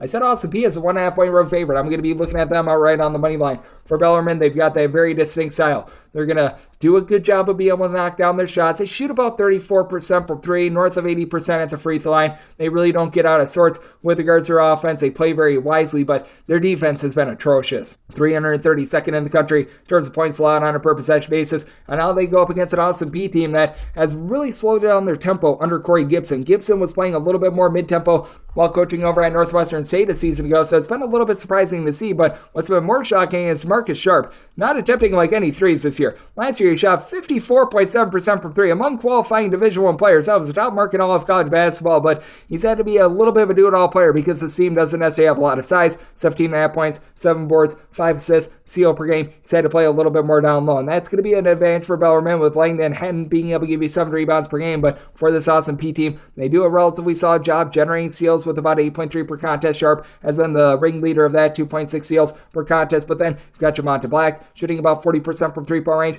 chipping in there 12 points per contest. It's an Austin Peay team that plays very wisely themselves, only turning the ball over about 10 times per contest. For Austin Peay, yes, they are 7-8, and Bellarmine is 4-11, but both of these teams have played relatively consistent competition. You've got wins over Southern Illinois along with Murray State recently for this Austin Peay team as well. They've done a nice job with their defense, giving up 68 points or fewer in 4 of their last 5 games. Meanwhile, for Bellarmine, they have given up 85 plus, granted against good competition in each of their last 3 games as well. I do think that Austin Peay and Bellarmine are really going to be looking to play slower in this game. Both of these teams well outside the top 300 in terms of total possessions per game, but I do think that Austin Peay going to execute just a little bit better, and even though Austin Peay has a disadvantage down low, I do think that they've got the advantage in the backcourt. So I'm setting Austin Peay as a favorite of 2 points, looking at them outright in the money line, and did set my total at a 130 as well. So going under and going with Austin Peay outright on the money line. 306, 545, 306, 546. Lipscomb, it's the road face off against Eastern Kentucky, and Eastern Kentucky does find themselves as 1.5 to 2.5 point home underdogs. So the last game, somewhere between 153 and 153.5. Set Lipscomb as a 2-point favorite. Right now, I'm seeing a lot of 2.5 out there, and at a 2.5 plus, I'm going to be willing to take the points with Eastern Kentucky. This actually opened up at 3 for Eastern Kentucky. They see him out of 362 D1 teams, 362nd in terms of opponents' 3-point shooting percentage, but they do have good versatility. Got someone like a Michael Moreno, who's able to shoot 34% from 3, 8.6 boards per contest, and they do have Isaiah Cozart, who's leading all of college basketball, 4.8 blocks per contest. Has been great down low, 15 points, 9.5 rebounds per game. This is a Lipscomb team that they do rely quite a bit on 3-point shooting, so that's going to be a rough matchup for Eastern Kentucky, and that's a big reason why I did set my total 158. Looking at the over both of these teams, they're fast tempo. They're not super fast, but they do play with quite a bit of pace, and you've had Will Pruitt do a nice job of being a little bit of a do-it-all player for this team, as he's done a nice job chipping in there 13 points, 5.5 boards, mid-30s 3-point shooter, and that's been big because Jacob Anjesovic, top scorer from a season ago, has been out of the fold. Darren Boyd has been out since early early December as well, and yet this team has been able to maintain some relatively solid results. This is not a team that's going to overwhelm you down low. Pruitt, who's right around 6'3", is the lone guy on the roster, giving you north of 4.7 rebounds per game, but they've got a lot of outside shooting in general, shooting 35% from three-point range as a collective. Owen McCormick, who does stand in that neighborhood about 6'9", has been able to shoot 39% from three, 9.5 points per game. AJ McGinnis, the transfer from Cincinnati, has been able to give you 12 points per contest, and this is an Eastern Kentucky team that they're going to be gambling for turnovers. If they don't generate a steal, they typically allow for an open shot, and Lipscomb, they do a relatively solid job of being able to take care of the ball, about 11.9 turnovers per game. This Lipscomb team, I'm not going to say that they're terrible on defense. I'm not going to say that they're great on defense in terms of points allowed on a per possession basis. This team is clocking in right in the neighborhood about 167th, but certainly have been a little bit better at home rather than on the road, but the splits aren't necessarily too bad, and I do think that they do just enough to be able to get the job done outright, but I do think that Eastern Kentucky, they themselves, are going to knock down some threes, and I think that you're going to see a harebrained, wild game from the Eastern Kentucky team that's given up 80-plus points in each of their last 4 games, but after having played Alabama and Purdue, I do think that the step down in competition going to be very helpful for them. So did set Lipscomb as a 2-point favorite at 2.5 plus. Going to be looking at Eastern Kentucky, and did set my total 158, looking at the over 3 of 6.547, 3 of 6.548. You've got Long Island and they play us to Wagner. Wagner is a favorite of 5 to 5.5 points. Totals between 131 and 131.5 with Wagner. I did set them as a favorite of 3 points. So I'm going to be willing to take the points with Long Island. Long Island has actually been able to cover some numbers recently. You've got the Strickland brothers, as their father Rod Strickland, who played in the NBA, has brought in Ty along Terrell Strickland. When it comes to Terrell, he's a little bit more of the facilitator for the team, 3 assists, 7.5 points per game, while Ty has been your main scorer, 12.5 points, 2 steals, but Ty Strickland only shooting about 22.5% from 3, and for Long Island, that is a big issue, as they shoot 28% from 3, 15.5 turnovers per game, but you know who else is really lacking on the offensive side of things? Wagner, as in terms of points scored on a per possession basis. You've got 362 Division I schools. Wagner is 340th, and their points scored on a per possession basis on the road goes down by about 11.2 points compared to at home. You've had Melvin Council be able to give you 14 points, 4 boards. He's been rock solid, but this Wagner team, despite only turning the ball over about 9.5 times per game, they shoot 37.5% from the floor, 68% at the free throw line. They have to deal with quite a few injuries. They've got Zaire Williams currently on the fold. He's been out since early to mid-December. Ramir Moore, he's been out really since the middle part of November, so that means that Council is right now the only guy on the roster that's giving north of 7.5 rebounds per game. To the credit of the team, they do a nice job rebounding by committee. You've got 4 separate guys that give you at least 4 rebounds per game, but with that real lack of shooting in general, though, Teron Allen is actually shooting 58% from 3-point range, granted on a very small sample size, but it's fail up out there. But without that, with having Javier Esquera having to really step up and do a lot more ball handling than was expected, I think that that's going to keep Long Island lively in this game. Long Island does rank well outside the top 200 in terms of points allowed on a per possession basis, and it's given up 78-plus points in each of their last 5 games. They have failed to break 70 in all those games as well, but that said, this is also a Wagner team that they've been having their massive doldrums in terms of being able to get points up on the board. This is a team that has been able to exceed 70 points against a D1 opponent, I believe 0 times as far this season, so I do think that this is going to be a little bit more of a slog. I did set my total at a 137 though, just because Long Island has been so inconsistent with their defense. I do think that Wagner is going to find a little bit of scoring and see some positivity there, so looking at the over, but with Long Island, willing to take them with the points, set this line at 3 of 6.549, 3 of 6.550. It is Stetson. They play us to North Florida. North Florida, a 6.5 to a 7-point underdog. Total is 152.5 to 153 with North Florida. I did set them as an underdog of 6 points, so getting 7, I'm going to be willing to take these points. It's a Stetson team that, once again, is back in the bottom 75 in terms of total possessions per game, and Stetson has been one of your best 3-point shooting teams in all of college basketball, and they've been one of your worst defensive teams in all of college basketball. Stetson, 343rd in the country in terms of points allowed on a per possession basis, while they shoot 37% from 3, 83% of the free throw line. I know that Ky McKeon was pointing them out in our conversation earlier, and they've got one of the top scorers in all of college basketball, Jalen Blackman. He's in the top 5 nationally in terms of points per game, 26-plus points in each of the last 4 games. Does a nice job not turning it over. 46% 3-point shooting. I just feel like there's going to be some regression here. It is a North Florida team that has been getting gashed on defense as well. They're a little bit better in terms of points allowed on a per possession basis than Stetson, but not too much better at 327th, but they do have a little bit more down low with Dorian James being able to give you 5.5 rebounds per game, while Abun Gesterse for the Stetson team has been able to give you about 7.5 rebounds per game. You've got a little bit more depth of rebounding when it comes to this North Florida team, as you got 4 separate guys giving you at least 4 rebounds per game, and that doesn't include 6'9" James Vanderheiden, who at 6'9", he's able to shoot about 35% from 3-point range. You've been able to have Lanier, I mentioned before, along with Amateri Moss be able to combine for about 40% three-point shooting. These two guys combine for about 2.5 steals per game as well. And this is a Stetson team that they don't do a very good job of being able to force the issue with regards to steals. They do have Stephon Swenson, who's been turning the ball over 3 times per contest, but gives out 6.5 plus assists per contest. Stetson, very good at shooting it from three-point range, absolutely terrible at guarding the three-point arc. It's a Stetson team that plays very slowly, but they play games that see a lot of points in there, and with both of these defenses being as ghastly as they are, I do think that despite the fact that there's not going to be a lot of possessions in this game, there's going to be a lot of made shots. I think that North Florida does just enough to be able to rebound those misses to hang in this game. Did set my total 156. I'm going to be looking at the over, and with North Florida, won't take 7 with them, set them as a 6-point underdog. 3 at 6.551, 3 at 6.552. Stone Hill is going to be playing against Central Connecticut. Central Connecticut, a 6 to 7-point favorite. Your total is between 140.5 and 141.5 with Stone Hill. I did set them as a underdog of 3 points, so I'm going to be willing to take the points with Stone Hill. They actually showed a really nice heartbeat against Rutgers a few days ago. They lose that game by 1 point, and it does feel like this team is starting to become a little bit more whole. They brought in a VMI transfer in Tony Felder, who's really done a nice job of doling out the ball. 3 assists, 13 points per game, turns the ball over less than 2 times per contest. Now, his teammates have turned it over quite a bit, 13.7 turnovers per game, and it is a Stone Hill team that is well outside the top 250 in terms of points allowed on a per possession basis. They themselves only shoot about 30.5% from three-point range, but this is a Central Connecticut team that they themselves really don't have anyone that gives you north of 5 rebounds per game. Central Connecticut as well, 267th in the country. In terms of opponents' three-point shooting percentage, you've been able to get quite a bit in the backcourt out of a lot of these guys, and they're going to need to try to take it to a Stone Hill team that's had a rough time being able to guard the three-point arc, 327th in the country in terms of opponents' three-point shooting percentage. But for Stone Hill, they're allowing opponents to shoot about 38.5% from three-point range when they're on the road. At home, that actually falls to about 27.5%, so that actually bodes quite well for the Stone Hill team. And when it comes to this Central Connecticut team, I'm just wondering where in the heck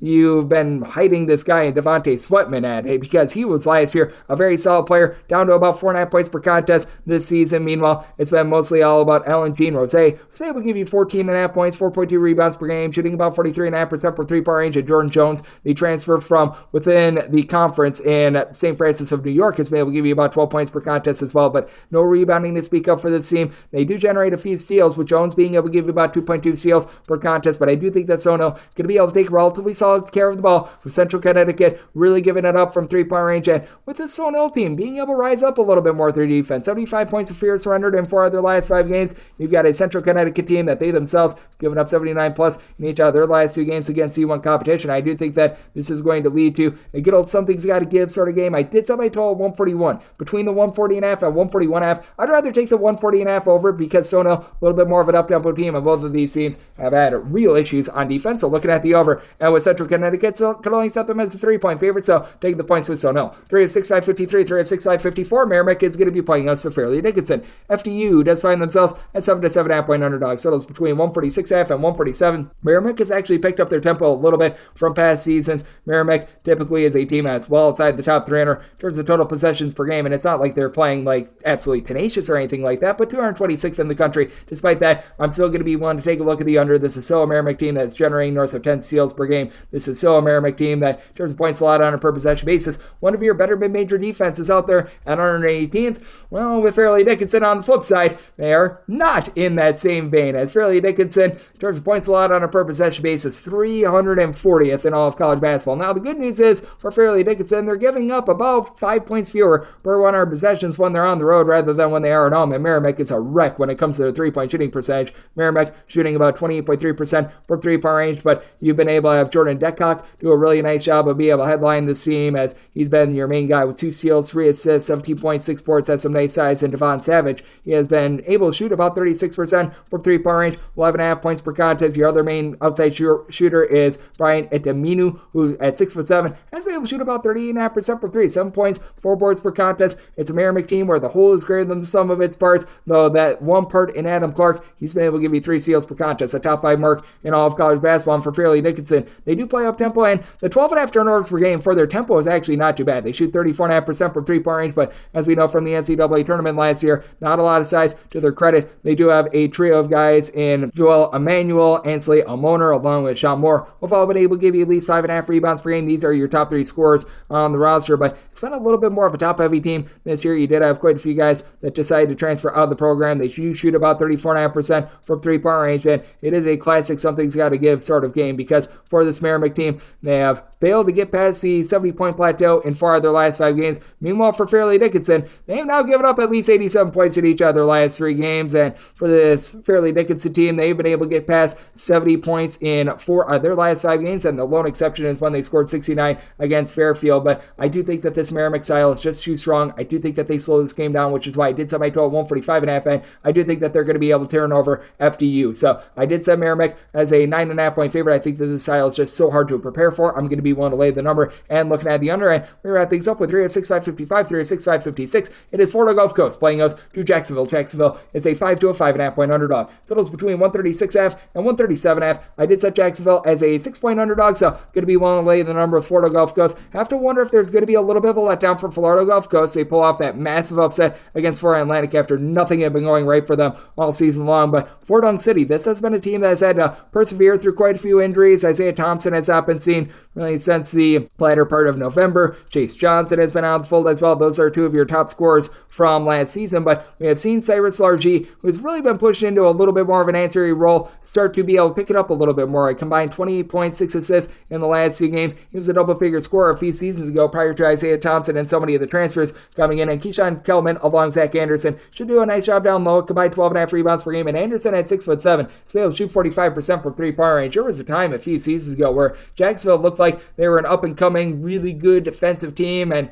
well, that has gone to much recently. As for Jacksonville, they are well outside the top 200 in terms of points allowed on a per-possession basis, going up against Florida Gulf Coast team that leaves much to be desired as well. 309th in the country in terms of points allowed on a per-possession basis. You do have Bryce Workman, who's been able to give you 7+ rebounds per game for this Jacksonville team, but for Jacksonville, when they're away from home, they are giving up about 33 points more per 100 possessions than they do at home. You've got Robert McCray, who's been able to give you 17 points per contest, shooting about 36.5% from 3-point range. In Jacksonville, they themselves are having a little bit of a tough time shooting it from 3 at about 31%. Marcus Nieblack, who, if you took the under in that Louisiana Monroe game, you have him to thank if you got the over. You have him to blame if you had the under. He's been able to emerge a little bit more, shooting about 41.5% from 3-point range. He's been a relatively solid guard for the team, but was just expecting a little bit more out of Jarius Cook when he transferred in from North Dakota State. It's only been able to give you about 7.5 points per contest. Jacksonville has been turning the ball over a little bit too much now. To their credit, they're able to generate about 9 steals per contest, but for Florida Gulf Coast, does feel like the team has turned over a new leaf with their defense. If you take a look at regulation and regulation only, in their last 4 games,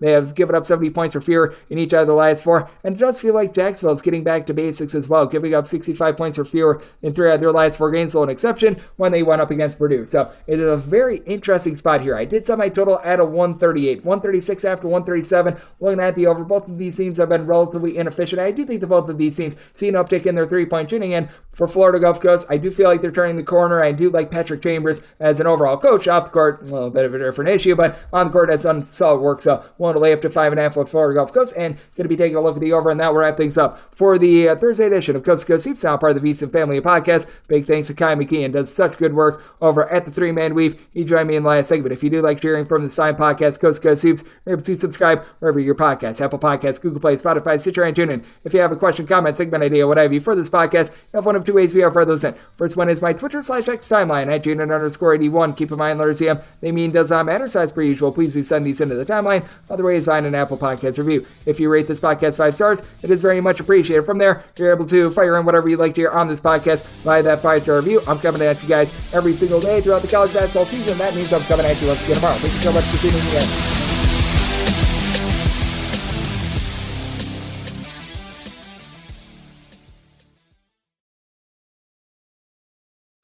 If you work in quality control at a candy factory, you know strict safety regulations come with the job.